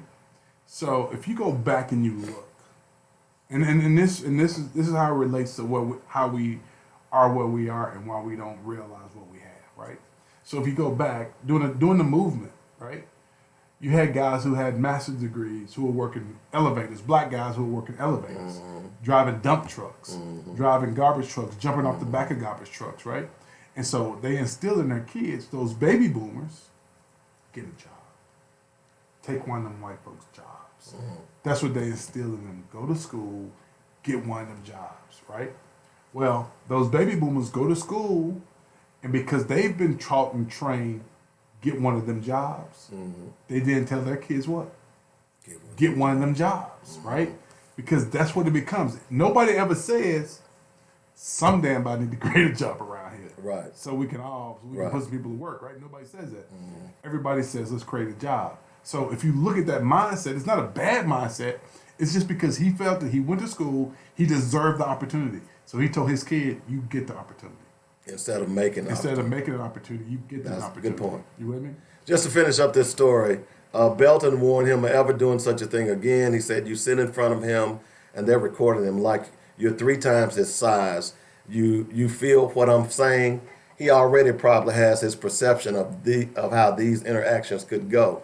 They are not going to say this, but I don't have the same level of intimidation that they have. You know what I'm saying? Not only being a former athlete, but because two men being black. So I have no. that's just I have no. wow. I'm done. Wow, that's just mind-boggling. That's just mind-boggling. Wow. Oh, by the way, you got people listening from Connecticut, Philadelphia, Russellville, all over the place today, man. Y'all, what's up? Thanks for joining Black Focus today. That's a big lick right there, bro. Yeah. Y'all don't know what we're talking about, but y'all, you know what I'm saying? That's pretty impressive. That's But again, I mean, man. But if we had a black bank, if you had a black bank somewhere, if we had a national black bank, we'd be cool. yeah. I agree. Okay. One other, and then we're gonna get into this thing with Oprah. Yeah, man, do that now because we don't have time. We got this just quickly. Okay. Y'all remember the crazy governor from Maine, LePage? Yeah. See, he's saying, I'm telling you, white people are telling you what they're doing, and y'all are not paying attention. He says whites will be forgotten people if the Electoral College is eliminated. He's right. Because the only thing that got Donald Trump in the office is the Electoral College. I'm just saying. They're telling you what's going on. Y'all are not paying attention. All these policies that they're trying to put to play, it has everything to do with race. If you don't think it is, you're a damn fool. These people are telling you. This was the governor of Maine at one point. Okay? They're telling you right in your face why they're putting together some of these policies, and you guys aren't paying attention. Y'all don't care.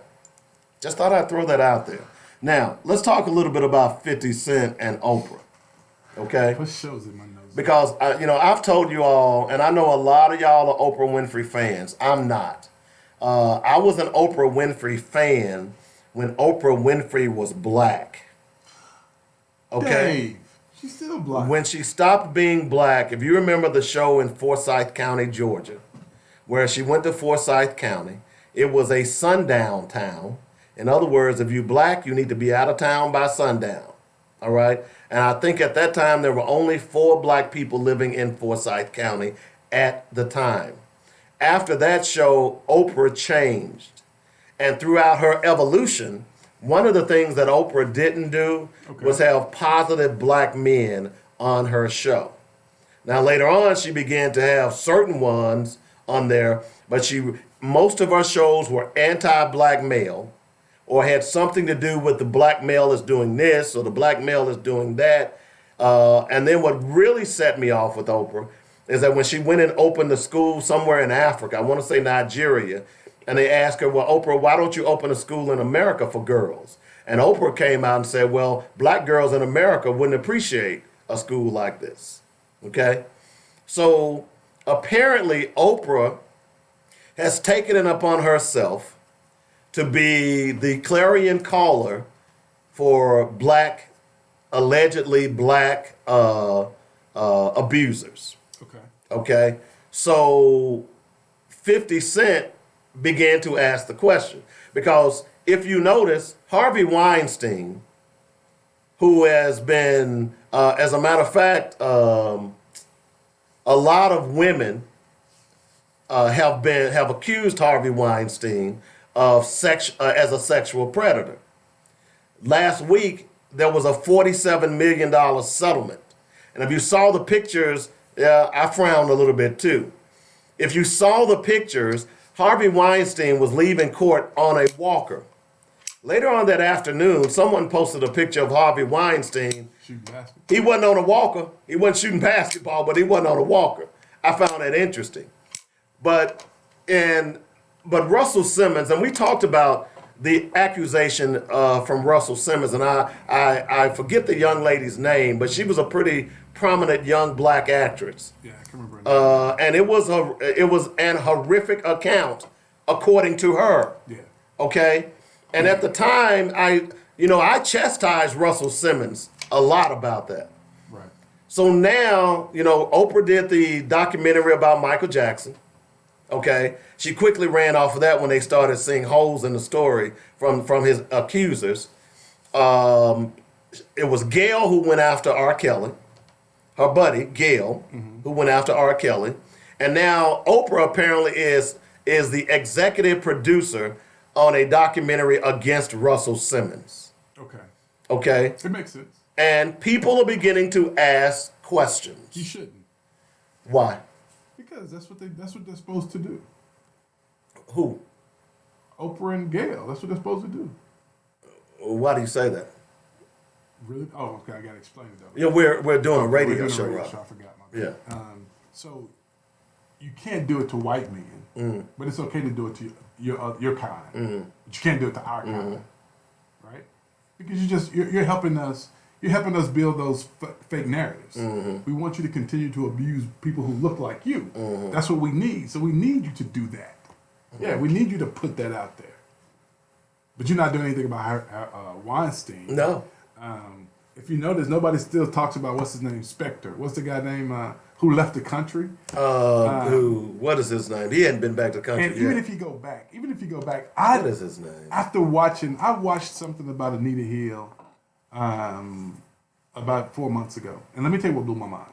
At the time that all went down, I was not savvy enough to understand what was really taking place. Right? Okay.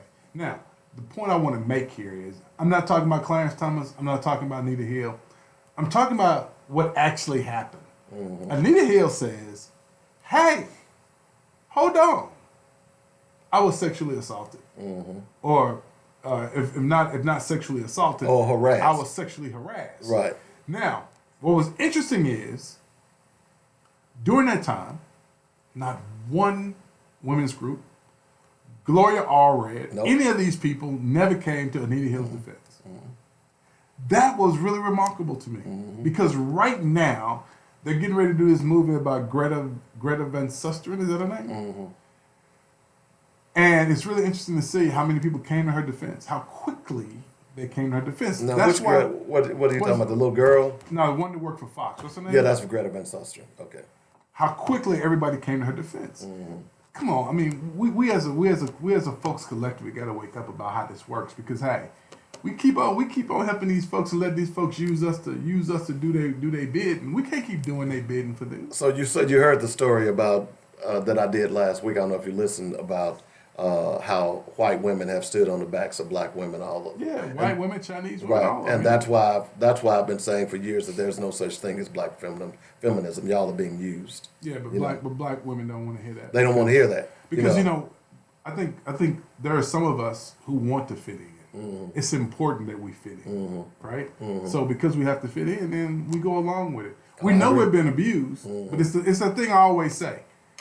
Don't call me a nigga, but you can treat me like one. Right. Don't call me one Right. though, but it's okay to treat me like one. Yeah. Just don't call me one. Yeah. So 50 Cent accused her of targeting alleged sexual predators who are black: Michael Jackson, Bill Cosby, R. Kelly, to name a few. But they don't accuse. But she won't go after people like Jeffrey Epstein, Harvey Weinstein, and David Geffen, all who have been accused as well. He says, I don't understand why Oprah is going after black men. No Weinstein, no Epstein, no just Michael Jackson and Russell Simmons.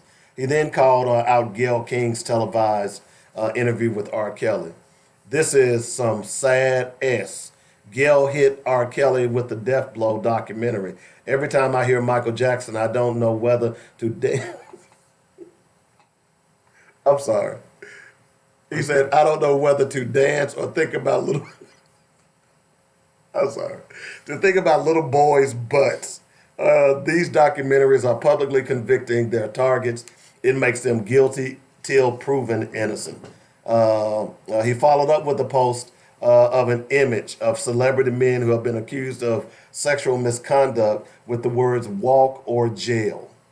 Okay? Okay. So, Bill Cosby, what happened to him? Just say walk or jail. Pick one. Jail. Epstein, Walk. Kevin Spacey, Walk. Weinstein, Walk. R. Kelly, Jail. Donald Trump, Walk. president. Exactly. He won president. So the point that he's making, and Russell Simmons, he says, I don't understand why Oprah is going after black men. No Harvey Weinstein. Let's see. Well, that's not what Russell said. That was what R. Kelly was saying. I mean, what 50 Cent. But Russell had something to say too, because there's a picture of him hugging Oprah, and they were best of friends at one point as well. But I think the point that they're trying to make here is that, and here's the article about Russell Simmons and Harvey Weinstein. Weinstein reaches a $47 million settlement with accusers and creditors. After months of wrangling, infighting, and uncertainty, a controversial $47 million settlement was reached between Weinstein, his former film studio board, and several women who have accused the disgraced movie mogul of sexual misconduct. Did he actually sell his stock in his company? No. Okay, keep going. A U.S. bankruptcy court in Delaware still must formally approve the deal that would bring an end to one chapter of the scandal that rocked the entertainment industry, decimated the Weinstein Company, and propelled Me Too to a global movement. The tentative settlement does not have a resolved separate criminal case against Weinstein in New York over multiple accusations of sexual assault. The criminal case will go to trial next month. Under the terms, about $25 million will be allocated to accusers, another $7.3 to unsecured creditors and employees, and $12.2 will be earmarked for legal fees and so on and so forth. So he's still walking around, and I think, as I said, I'm not an Oprah Winfrey fan. I have not been an Oprah Winfrey fan for some while, but I think some of y'all need to pull her off of her pedestal, because see, she thinks she's on a pedestal. Love her. And that's the sad thing about it, particularly black women. Yeah, They love Oprah, and this woman is not, as far as I'm concerned, she's anti-black. Well, because you've been taught that you win if you go against us. You don't win being with us. You win being against us. I mean, you see that already. Look at the guy who got fired for being with us. Yeah. He got fired. Anybody who's down for their people always get fired. But that's because we don't have any black organizations who stand up for folks anymore. We don't have that because they've been bought up by all these other folks. Well, and therein lies the problem. And then the ones who try to pretend like they're down for us ain't down for us. I'm done. Okay, I'm not talking about that no more. I'm sorry, I was just Go looking. ahead. What you see? I was looking at the pictures you sent me with the Space Force. Will you stop, man? Y'all got issues, man. You and Russ both got issues, man. You and Russ both got issues. Woo, Lord, y'all know y'all crazy, man. That's why I love doing this show, because y'all make me laugh. I'ma tell you. Missouri, here I come. I can't tell you. There are some days when I'm a little grumpy and in a bad mood, but I come in and do this show, and boy, it just makes my day. So go ahead. But no, I just think it's interesting that as we sit around and, all skin folk ain't your kinfolk. And I think what really annoys me about a lot of black people is that if you on TV, long as you on TV, you got credibility. Don't matter what you say or do. Right? Long as you got a hit song. I mean, just like the girl Lizzo that was at the Lakers game last week, twerking. And black people defending her. All I heard was, she got a #1 song. Who gives a damn? Do you want that to be a role model for your child? Right. Come on now. At what point do we stop getting on board with any piece of debauchery that's out there? It just makes me so sick that if it's dirty, nasty black people, I want to ride. I want to ride. I want to ride. Come on, folks. Yeah, where are your morals? What's your word? What'd you call it? Menticide? Yes. Yeah, that's it, man. We don't have a clue. We sure don't. We don't have a clue. And that's how they continue to manipulate us. And then what makes it even worse is that we don't even try to make a difference. Some of us. We don't. It's almost like that self-fulfilling prophecy. I grew up in the projects. All I'm gonna be is a project so and so, and I ain't gonna try to do no better. That's a defeatist mentality. Yeah. I don't understand that. You know, and even you might get out of the projects, but you still have that project mentality. Yeah.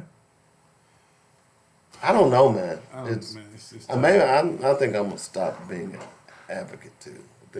I think I'm gonna stop doing this show. You love it too much. And I'm gonna start spinning rap music. You know, I'm gonna start doing old rap. I think that's what I'm gonna do. I don't believe it at all. I think that's what I'm gonna do. I don't believe it. I'm serious. I do not believe I'm it. gonna start doing rap. I don't believe it. I am, man. At all. I mean, I'm gonna and you know what? I'm gonna do gangster rap too. Okay, I'm gonna do gangster rap because at that point maybe I'll be. It's legit. Okay. Maybe I'll be. It's either. I'm thinking about doing one or two professions. Okay. I'm gonna either become a rapper or a preacher. You're gonna be a pimp. Okay. That's pimp. I didn't say pimp. Pimping some good money in pimping, boy. Wait, I didn't say Good money in pimp. pimping, I'm boy. gonna be a rapper or a preacher. You gonna be a How'd pimp. you get pimp out of that? Rappers are preachers, the same thing. You pimping either way. See, You pimping your people either way. You're pimping your people either way. I'm gonna be one. I'm trying to You decide. pimping your people either way. Get your You know. pimp on, play. Get your pimp on. You know, got people buy me a house. We should really start a church though. I'm not being facetious. I'm being serious. We should really start a church. Well, if Kanye West can start a damn church, anybody We can. should start Do you know he has nonprofit And on status Sundays, you know now? what we should do? Every Sunday we have wine. Every Sunday we have communion. Yeah, When you walk in church, you get a glass of wine. yeah. Sit down. Sit down. Let's get busy. Nah, you think I'm kidding? So I'm through with you, man. I'm out of here. Well, I mean, if Kanye West can be, he's got nonprofit status now. Yeah. According to an article I read last week. So if he can do it, anybody can do it. Hey man, I'm never gonna knock a brother, but hey, brother, do what you do, man. Yeah, Maybe he'll do some positive stuff, man. Maybe he'll do some positive stuff. I don't know. Maybe he will. Don't look like that, Dave. You don't know. Maybe he will. Maybe he'll do something positive. Let me tell you something. Kanye West, what was they say? Did they say he was $12 million in debt? And when he started the preaching and stuff like that, they say he's $53 million above ground now. If I remember those numbers correctly. I'm in the wrong damn business. Instead of me coming in here every day trying to give y'all some knowledge, I think I'm just going, Oh, Dave, you getting hit, Dave. Who? I ain't see these texts. I gotta read these. Please. bring it. They said, hey, Dave, all black women ain't Oprah fans. She said aren't, but I had to put the ain't in there. She said, I was actually waiting on that She one. said on the rap music, she said, good, I have a playlist for you. Yeah, dude, you getting hit. I can't read this one, though. I can't read this one. Uh-oh. I guess I could. I just can't say who said it. Okay. It says, Read it. I knew it was up with Frank Scott when he and Charles Black changed the way they greeted me in public. Who is Charles Black? Charles Blake. Charles Blake. Oh, okay. Yeah. What was that? Who said that?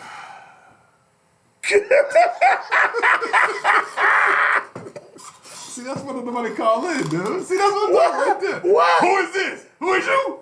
What's your name? Tell me your name right now. No, they can give a fake name. They don't have to. I don't have to. People don't want to give a fake name. They want to be able to say what they want to say in anonymity, Dave. And you Well, that's what I'm saying. A fake name is anonymity. No, Dave. They don't want to do all that nonsense. All they got to do is say, "My name is Bob. Bob from Osceola." They can give a fake name. I don't have no problem with them. You don't have to be scared of Robert. You can call the show. Listen, play rap music. I got you.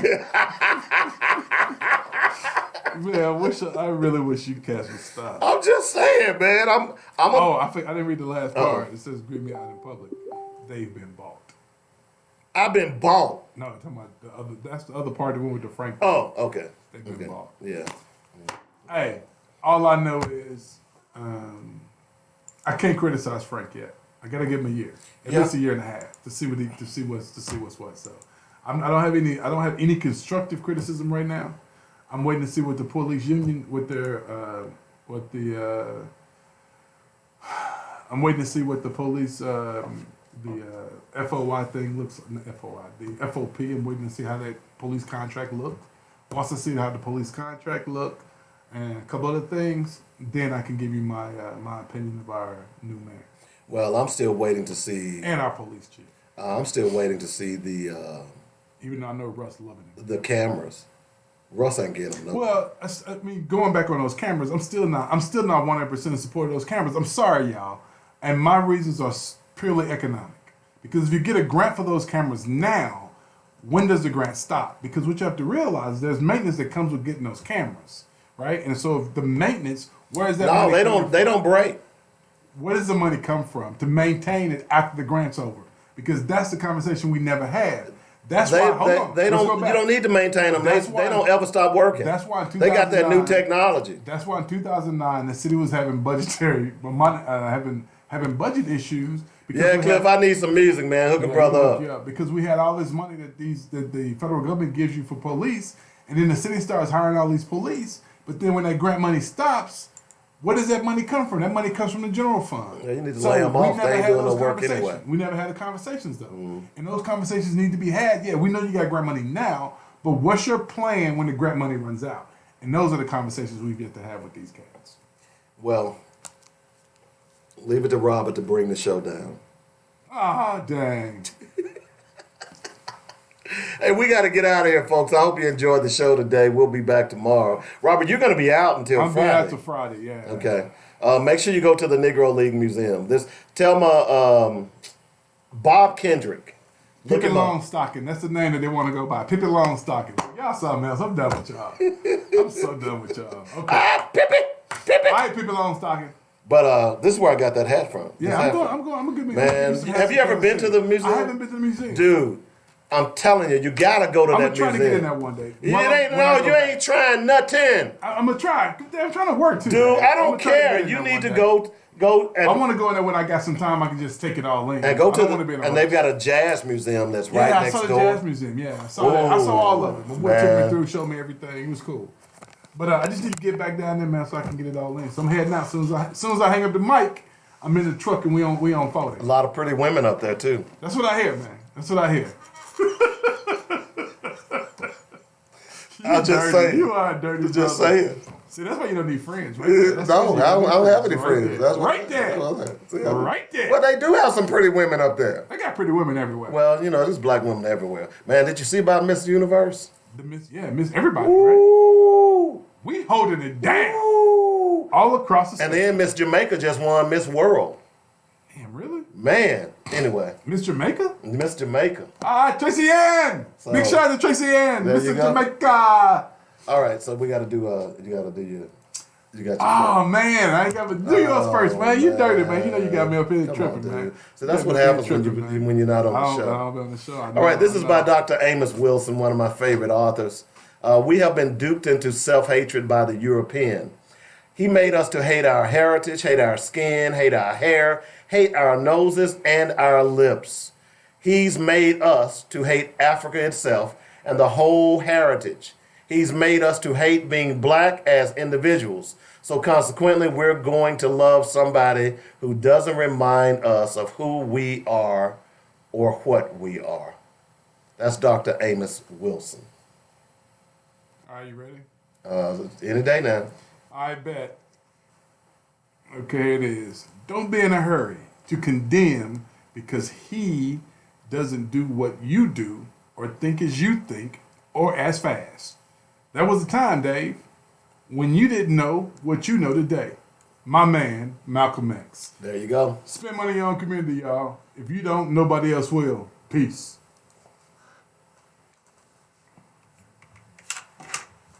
You've been listening to Black Focus, where we discuss our issues. My Negro. I'm out of here, man. Let me try to beat this way. All right, man. Be I'll careful. probably call in tomorrow. I'll try Okay. to. If I ain't got, if it's kind of slow, you know, it's kind of slow. I'll call in. Okay. Oh man. All right, I'm out. All right, man. Be careful. Oh yeah, man. I got no choice. I can't even. I know that's right.